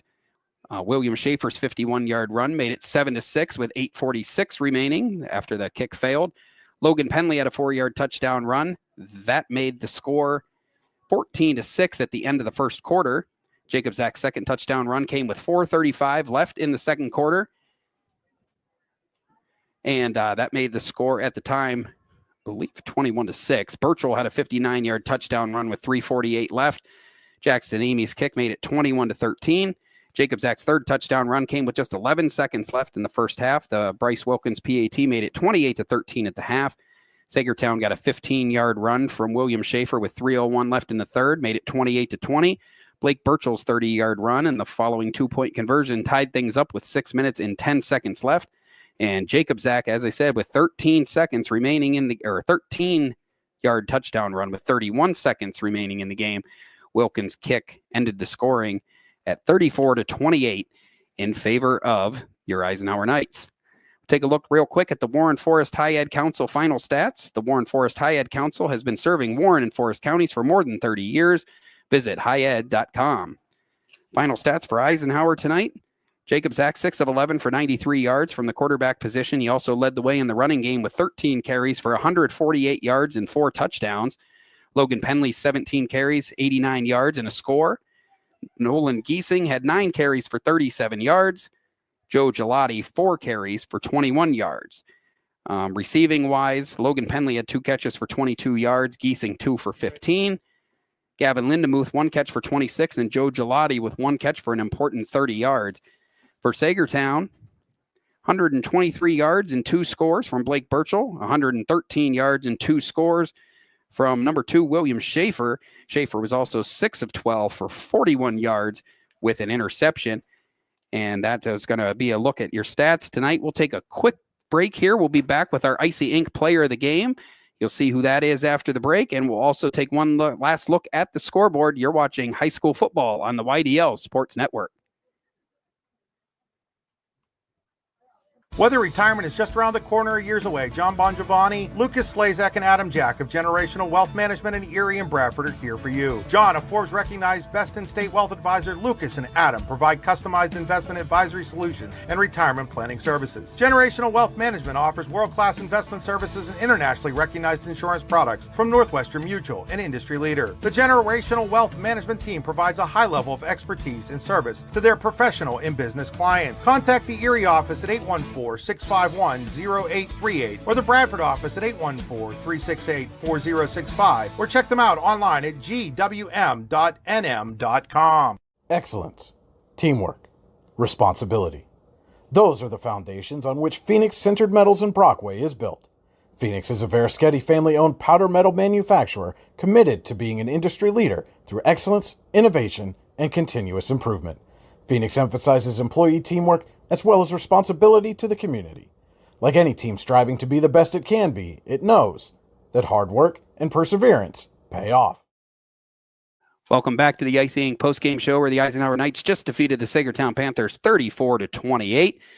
Right now, we'll turn to our Generational Wealth Management scoreboard, world-class investment services, and internationally recognized insurance products from Northwestern Mutual, an industry leader. Lou, let's take a look at some of the scores from around D9 and D10 as they stand right now. Right now, Oil City leads Mercyhurst Prep 36-14 in the fourth quarter. Sharon over Cathedral Prep 34-29. Northeast shutting out Seneca 34-0. Mentor, Ohio defeated McDowell 42-12. General McLean defeated Harbor Creek 28-0. Meadville 35, Connellsville final at 14. Hickory is leading University Prep in the fourth quarter 21-18. Girard leads Titusville 36-35 at the end of the third quarter. Grove City leads 36-7 over Fairview. Corey defeated Warren 47-0. Eisenhower 34-28. Cochranton over Union City 42-13 in the third quarter. Cambridge Springs 29, Northwestern 6.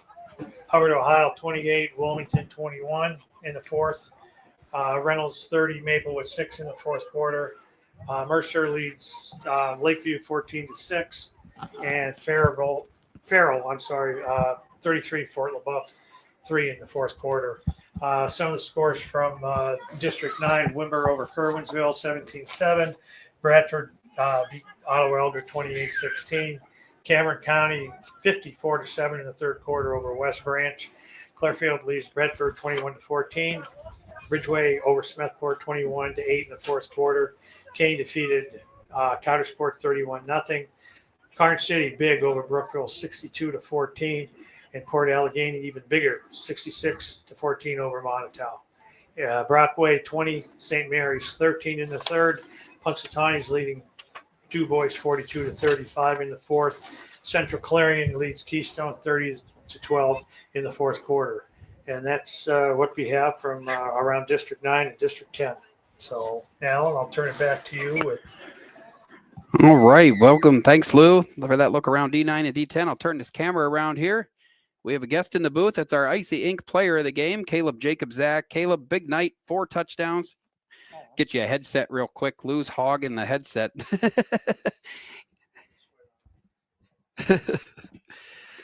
Caleb, congratulations. Big night, 4 touchdowns, including the big one with 31 seconds left. Obviously, a big turnaround from last week. Just tell me a little bit about what went better tonight and how it feels to get that first win of the season. I mean, it feels great. All our guys we got from Warren haven't won in the last couple of years, so it means a lot to those guys and me. Just being able to kind of keep the guys' composure together in tight spots of the game. Absolutely. And things started to get away from you in the second half there. What did you see on that final play? That was a big run there, 13-yard touchdown with 31 seconds left. What worked on that play that ultimately got you guys the win? I mean, I just told all our guys, keep your head focused. Have fun with the game, most importantly. You know, you can't get all amped up and don't let your anxiety get to you. Just have fun, do your job, make plays. And at the end of the day, it turns into a win for you guys. Caleb, again, congratulations. 4 touchdowns tonight. The Eisenhower Knights are now 1-1, and that's your Icy Ink player of the game, Caleb Jacob-Zach. Congratulations, Caleb. And that's going to do it from us tonight from the Icy Ink postgame show. Thank you for joining us on the YDL Sports Network. Again, Eisenhower gets their first win of the season, 34-28 over the Eisenhower Knights, or over the Saegertown Panthers. That was a good way to end. I noticed my camera thing came on. Awesome. Congratulations. Dad, you sound so different when you're talking on the thing. I know. Because I'm used to you like cussing every other sentence.